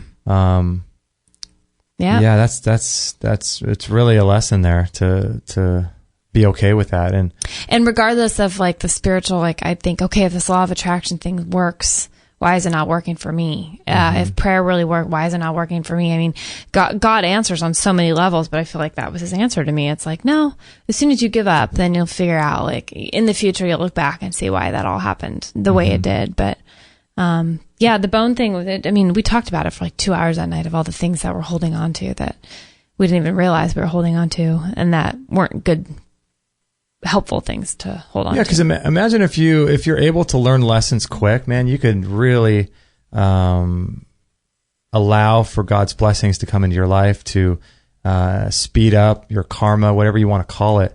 You can, that's why we're here, to learn lessons and to grow. And so if we're able to be aware that these lessons are coming every single day in the form of a screaming baby, in the form of a Harley Davidson that goes by, this is an example that's very near and dear to our heart, a Harley Davidson that goes by that sets off all the car alarms in the neighborhood. These types of things are being presented to us every single day. And if you're able to see them for what they are, instead of hitting that automatic react play button, then man, if you learn lessons, you can. But then too, the other thing I was listening or being mindful of is it's sort of like reading a book. Like you're loving reading a particular book, but you want to like get through it. So there's this dual kind of opposition there. Where I love it so much, I don't want it to end, but I want to finish it. I want to finish it, and so once it ends, it's gone. But then I love it, and I don't want it to be gone. It doesn't make any sense. It doesn't make any sense. And so the same is true with the idea that if you learn a lesson, then you can sort of bear the fruits of having learned the lesson. Then you could have this blessing in your life, and then once you have that, then there's another set of lessons there that you need to learn. And then always looking to get to that point where you're always sort of improving yourself, which is a good thing. But I was sort of thinking that, I need to let go of that idea too, of learning a lesson just so that I can learn it and get on to the next thing, and get on to the next thing and finish the book. The point is to learn the lesson and just be completely okay with how things are right now. That's the lesson. I shouldn't want to be like, okay, I realize that peace is within me instead of outside. And if I can learn that, then once I learn that lesson, then God will open the doors for us to be in a more peaceful place. What I need to be is like not even think about the peaceful place, develop that peace within myself as an end in itself, as right. That's the end goal. Is there is no, because you do this. I'm laughing because Maggie's snoring so loud. Her eyes are white. Letting go of the idea that we need to learn lessons in order to get to another level. And then once we get to that level, then this happens. So, right. Why can't the level we're at? Loving what is, as Byron Katie says in her book. Loving what is being in complete acceptance of what the current situation is. Or this kind of goes against the whole law of attraction thing. Look at your life and see if the worst case scenario is something you're okay with. Right. The complete opposite of the whole law of attraction thing is like, right. Say, hey, if we were to live in this apartment, or if we were to get a smaller place and it was louder and noisier and all these bad things happen, would I be at peace?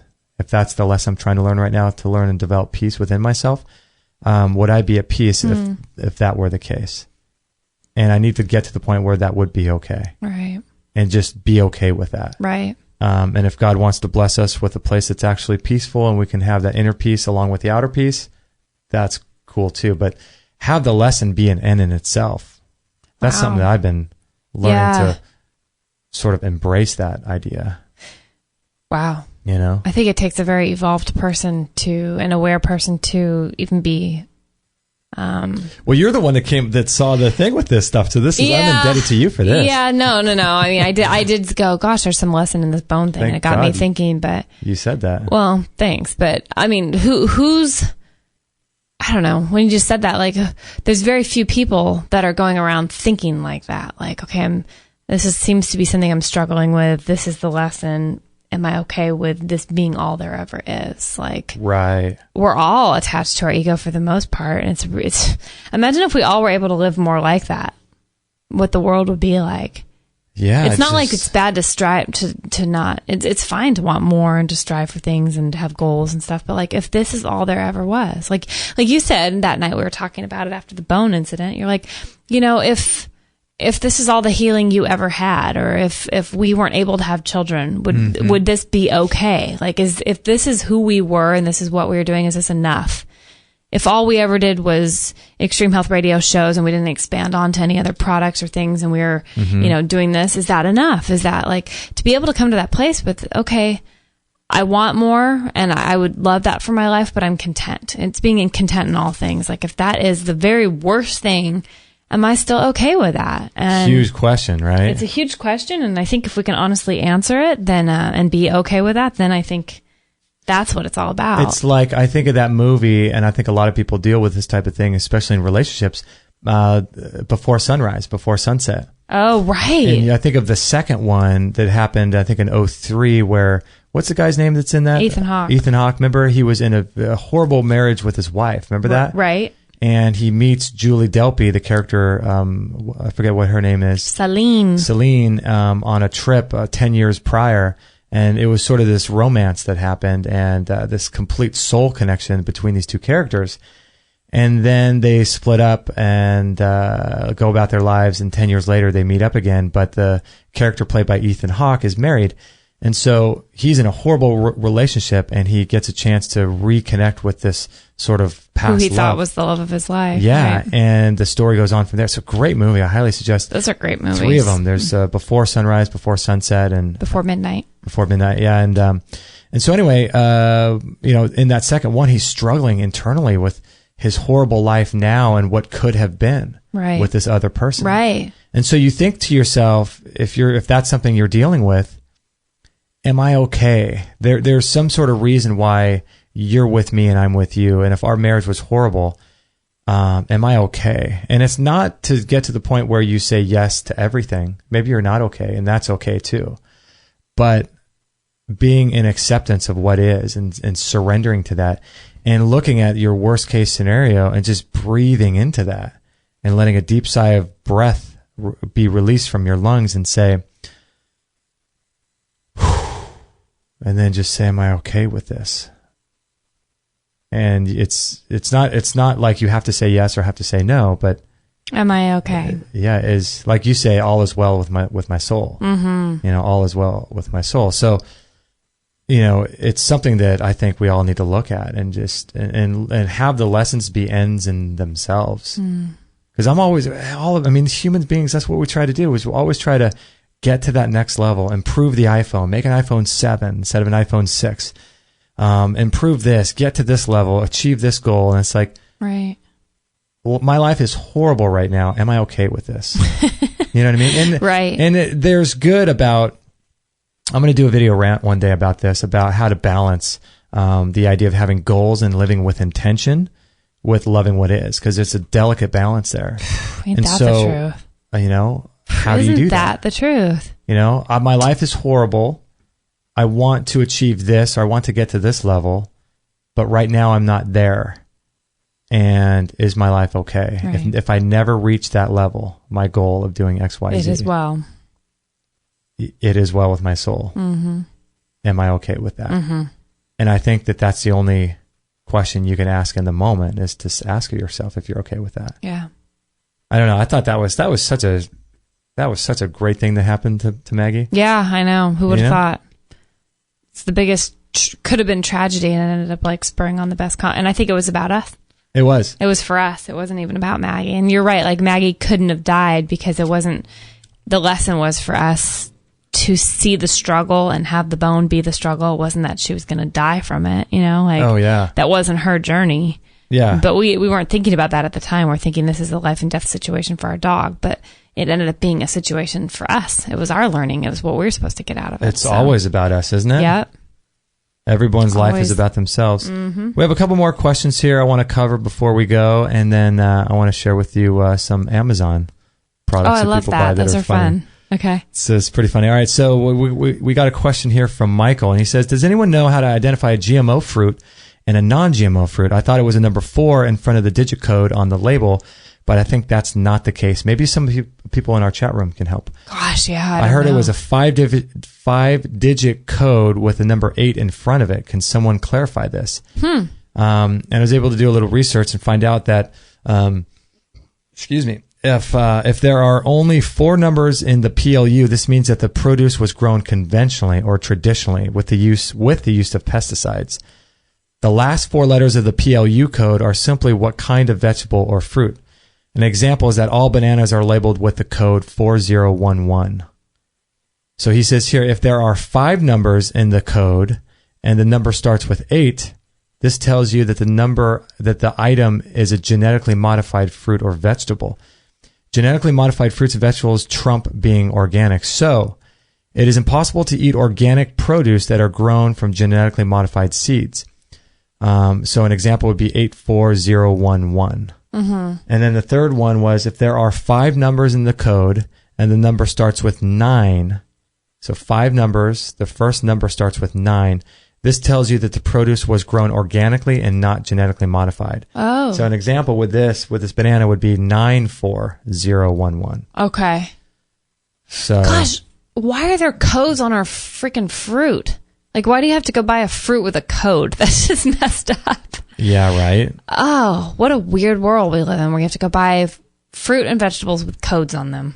I know. It's sad, isn't it? It's so sad. Like, wouldn't it be great just to, that's where I think things used to be better. You'd go out and pick something, or you'd see it at your local farm and just saw that's the farmer that grew it. Like every year when we go up to the mountains on our vacation, we pass a bunch of fruit stands and stuff. And it's like last year we stopped and it was like this 90-year-old farmer guy. Oh, yeah. And he just says that he wakes up and picks his fruit and puts it out in these boxes and hopes people buy.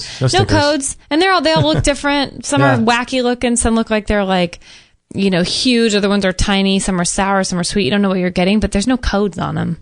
Right. Yeah. Real fruit doesn't have codes.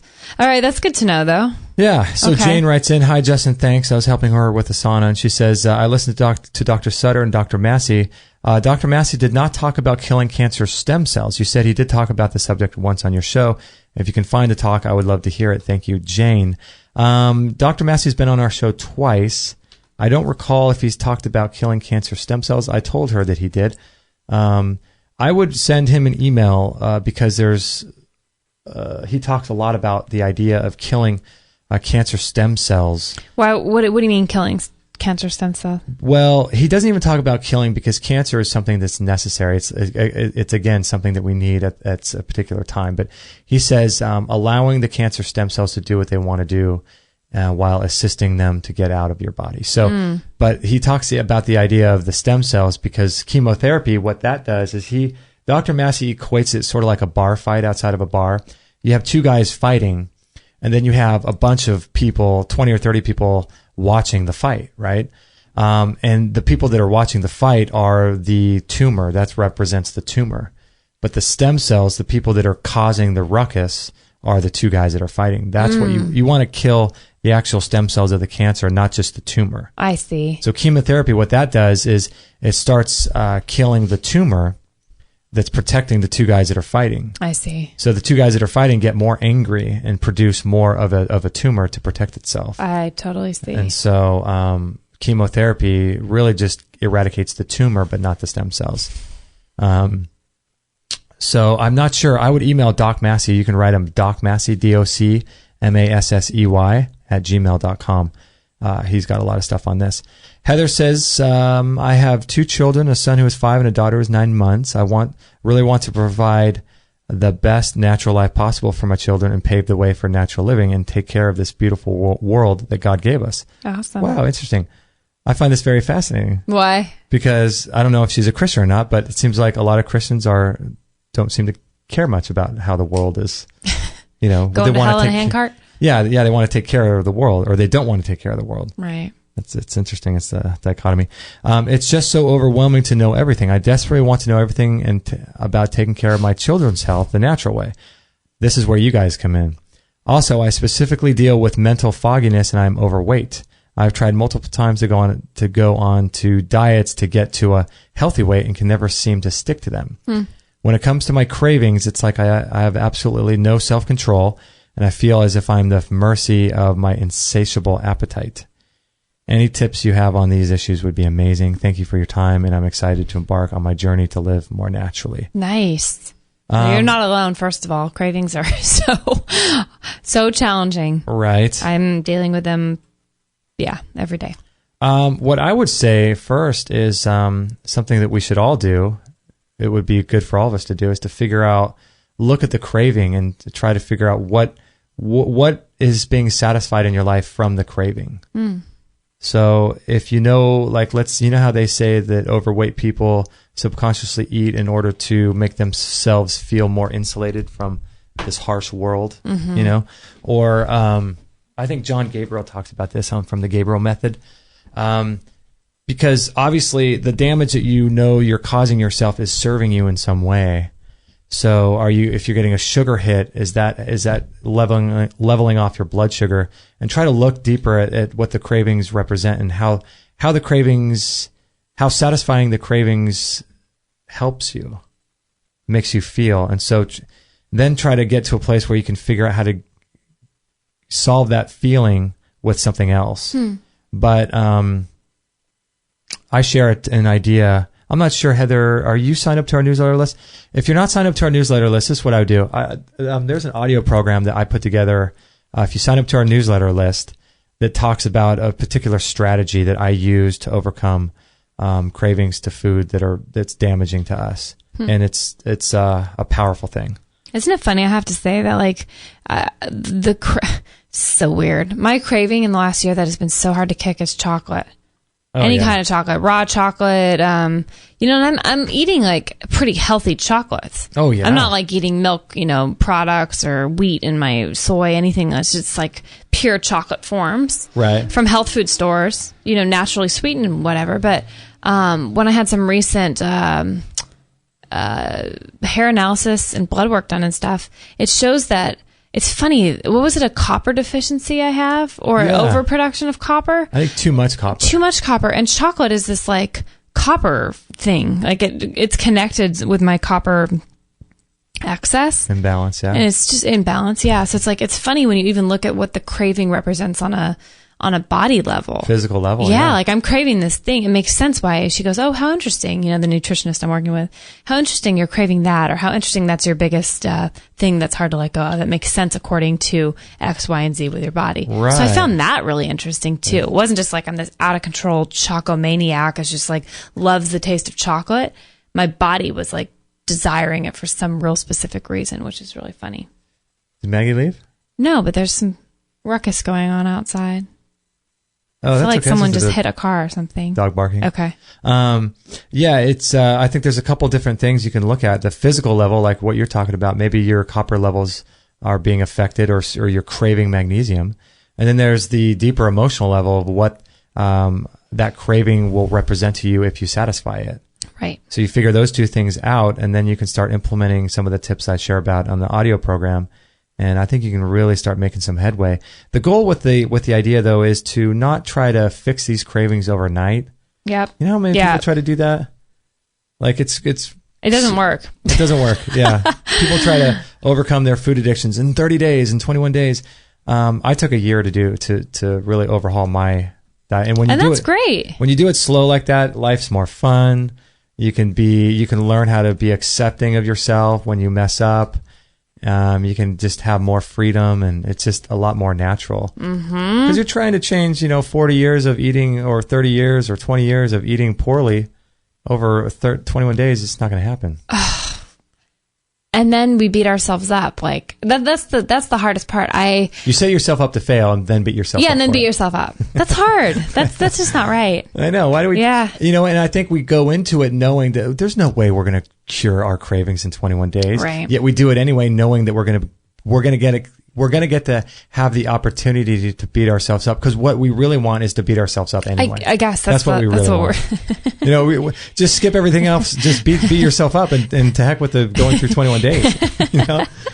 Like that's what you're really wanting. That's weird. It's like the self sabotage, and we know we're going to do it, but that's funny. Yeah, I'm reading a book right now by Louise Hay. I think it's her. I don't know if it's her newest one, but she co-authored it with Heather Dane and Alia Kadro. Oh yeah, man, is it good? But they talk about like you're reading me a part of that the other day that was so. Oh my good. gosh! Next free for all that we have, I'll read that part because it is just amazing. But they're so good, and it's a wonderful book for anybody who is dealing with these kinds of things that Heather wrote in about. Everything from food to the reasons why, the emotional ties to why we eat the way we do, and how to more implement better the nutritional foods that we're lacking in life and all this stuff to balance ourselves out. But they're basically saying the same thing. Like, don't expect overnight to just like give up things, because you'll start hating your life. And then if you start hating your life, you're just going to binge eat. You're going to want to do more.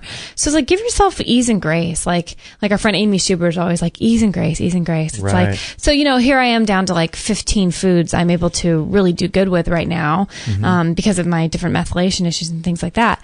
But chocolate is one of those things where I go daily, I'm blowing it. I just completely blow it. I'm eating amazing the rest of the day. And not like this chocolate's even that bad, but considering that I'm really trying to lower the sugar to help candida and different kinds of infections in my body take a dive and die off.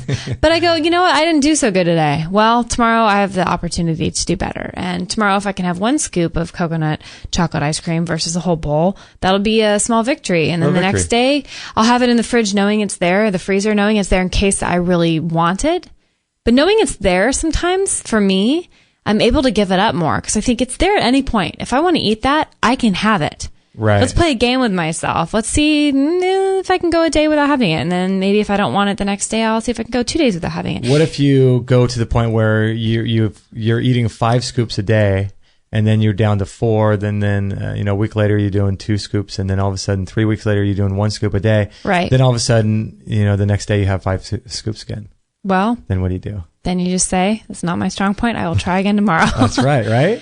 I have to say, I did that with wine. I still have bottles of wine around the house, but I don't remember. I think it's probably been 8 months since I've had my last glass of wine. And it was not a sudden thing. It was like, okay, I'm going to go from 2 glasses with cooking and enjoying this meal with friends. I'm going to go from 4 bottles. From what? Stop. During a half hour period. Hey, if that's someone's thing, great. Like, if that's where you're starting. They get more of an opportunity. More chances to be able to do better, right? Yeah, it's cool. I just started going down from 2 to 1 to half to a thimbleful to, wow, when I drink this, I don't feel good. I think it's when you start... If you can replace the cravings with, okay, I gave something up and it seemed hard, but now I'm feeling so great. Right. I'll add something else in that makes me feel like I'm still getting something special or amazing or sweet in a different way without sacrificing how I feel after I eat it. Because I know I still feel great on the days I eat less chocolate. Right. I do. So, and wine. So I haven't really had my craving for wine has completely left. I don't think about it anymore. Well, it's like with meditation, every time you think a thought, it gives you an opportunity to practice a level of awareness that you don't normally have.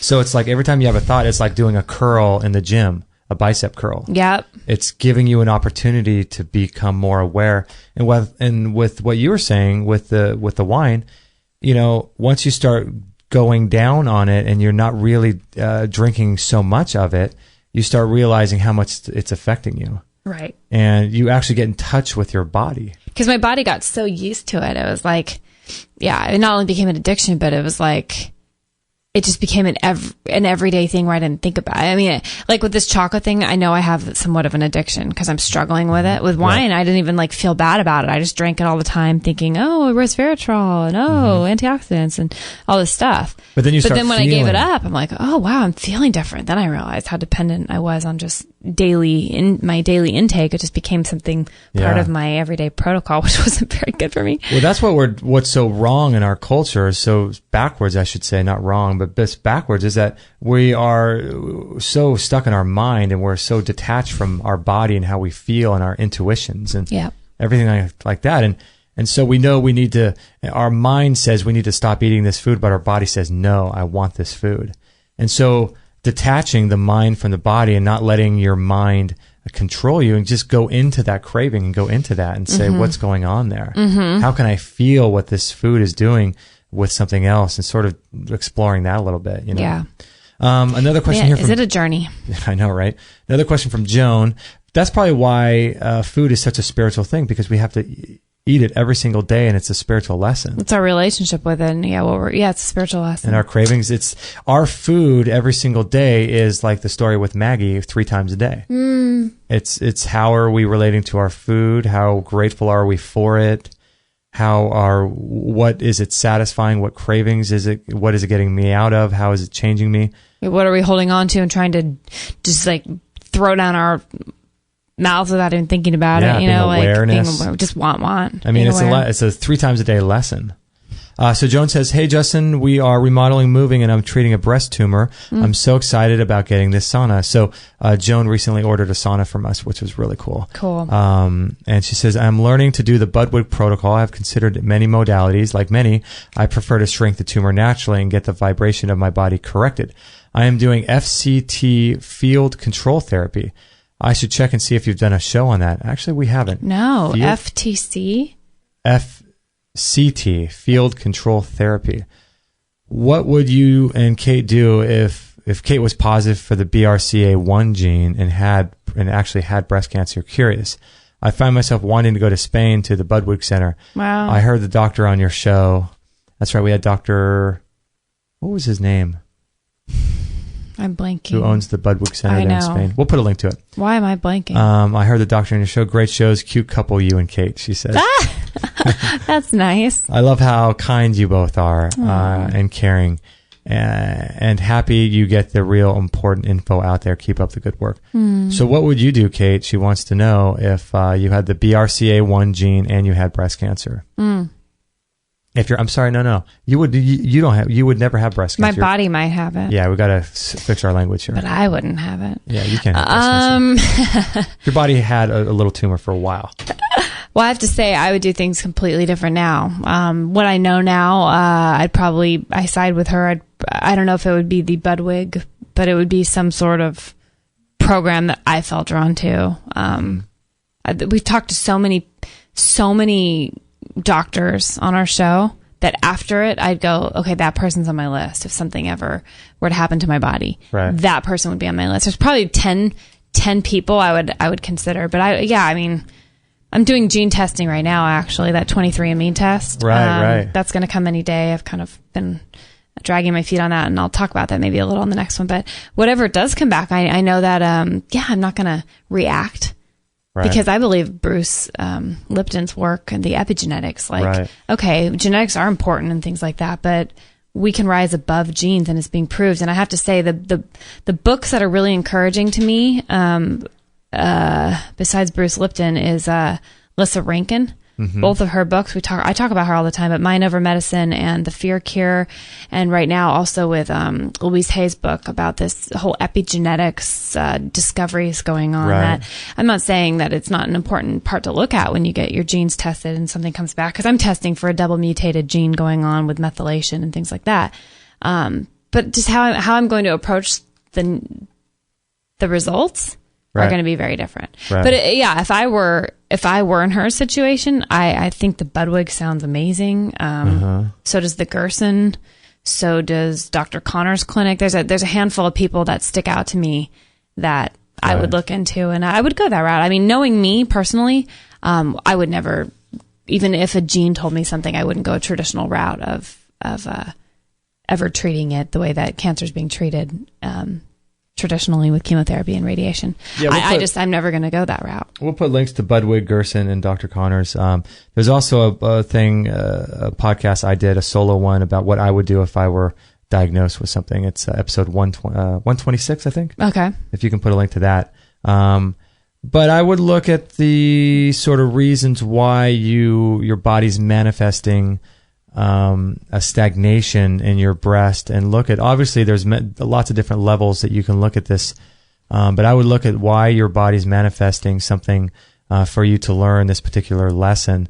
So there's spiritual work, there's emotional work, there's physical work that you could do, there's nutritional work, there's all kinds of different modalities, and if you can start finding the ones that work for you and then putting those together in your own little program, and stacking them on top of one another and doing all of the work. There's also energetic work too, emotional, spiritual, energetic, physical, looking at the teeth and all kinds of different things, root canals and all that. So I think that one of the biggest things to do is when our body manifests something like that, and I'm speaking to myself too, taking my own advice here, is that we should always look to see why it's doing that, what's in balance in our life, and what the lesson is, because that's why we were talking earlier about these lessons.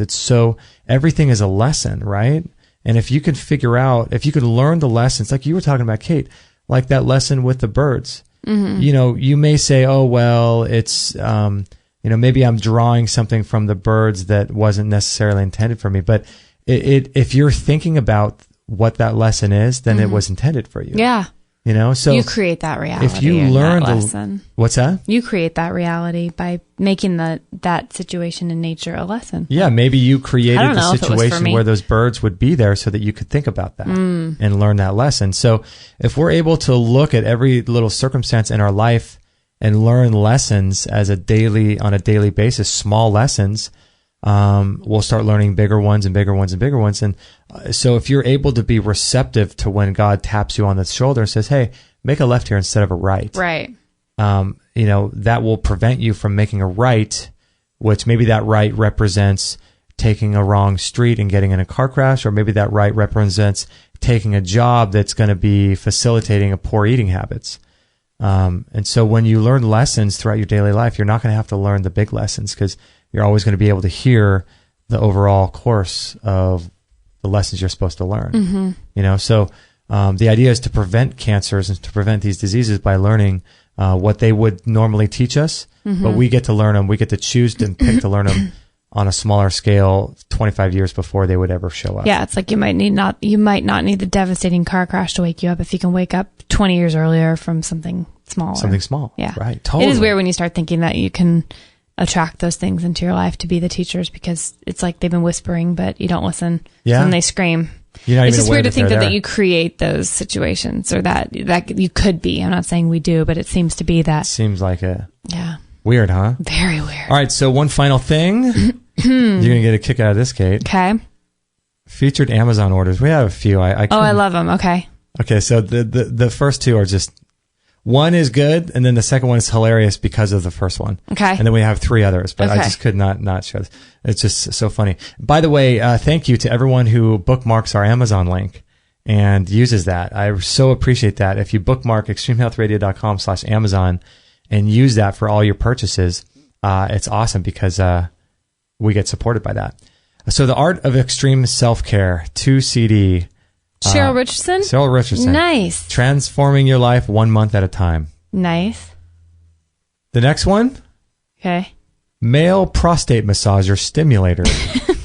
And 1 ounce bottle of TID lubricant. The male G-spot stimulator is the best prostate massager by East Coast News. Nice. I didn't know males had a G-spot, but there you go. New show. New show. After hour show. That's midnight. That is hilarious. Talk about extreme self-care. That's...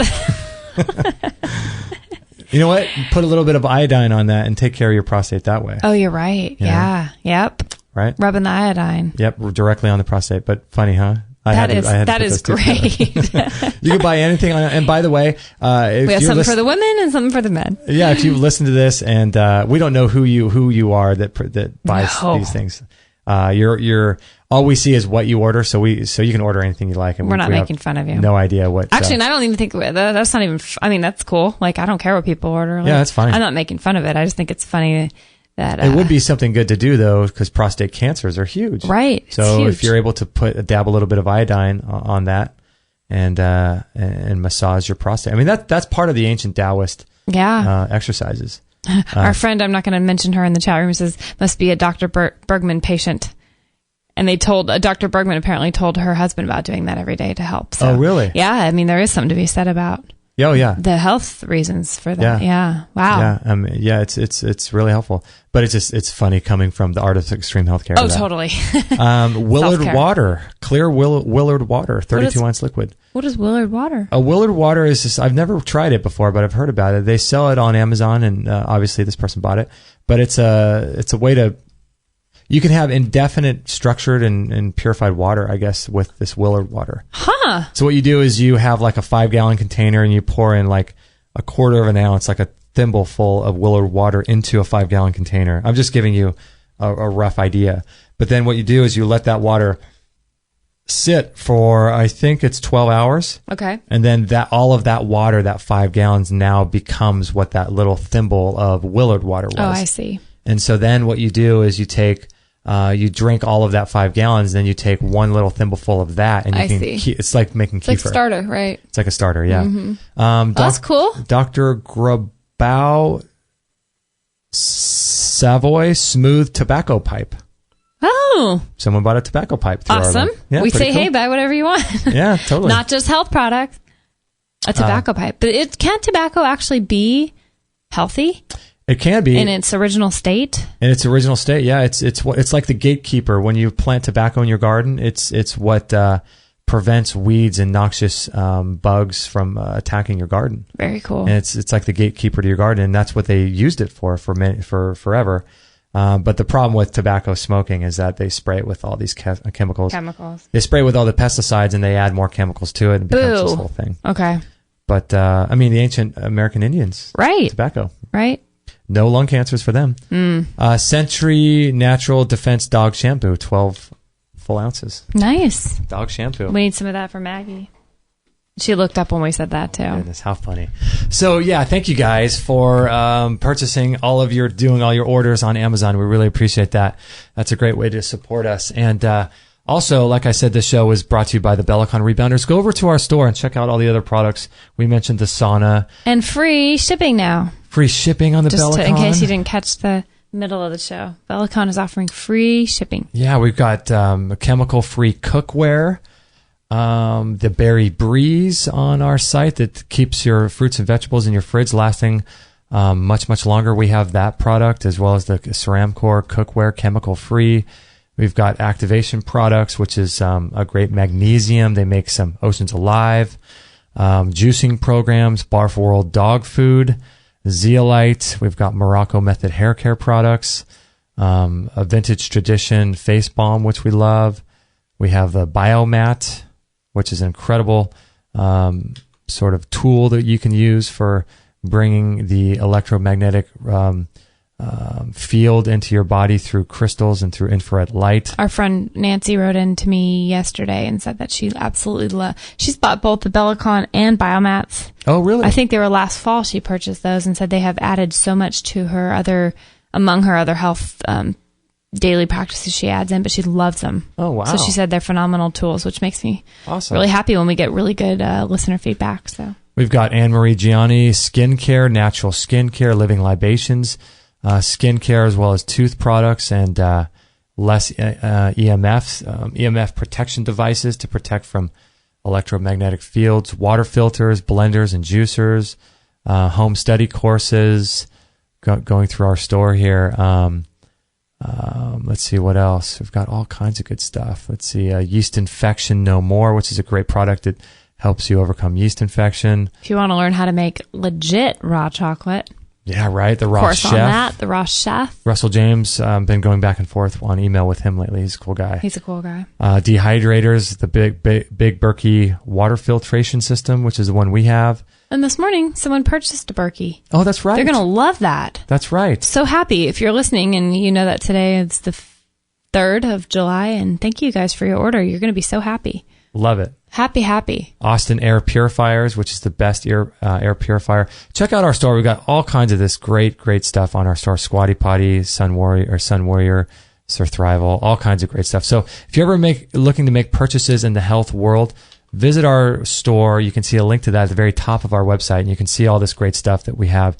And that's how we're able to do podcasts for free, but then we're also able to do commercial-free podcasts. So if it weren't for your guys' support, we wouldn't be able to do this. So we appreciate that. What else? Please pass the show on to your friends, if you can. Episode 384. We'll put all the links to everything we did at extremehealthradio.com/384. And we'll put links to all the vaccine stuff that we talked about, ways that you can talk to your doctor about telling your kid that your kid is allergic to all that, all the ingredients in the vaccinations and all that. Yeah. So did you know that that really quickly that leukemia is caused by the what is that? Not the Roundup.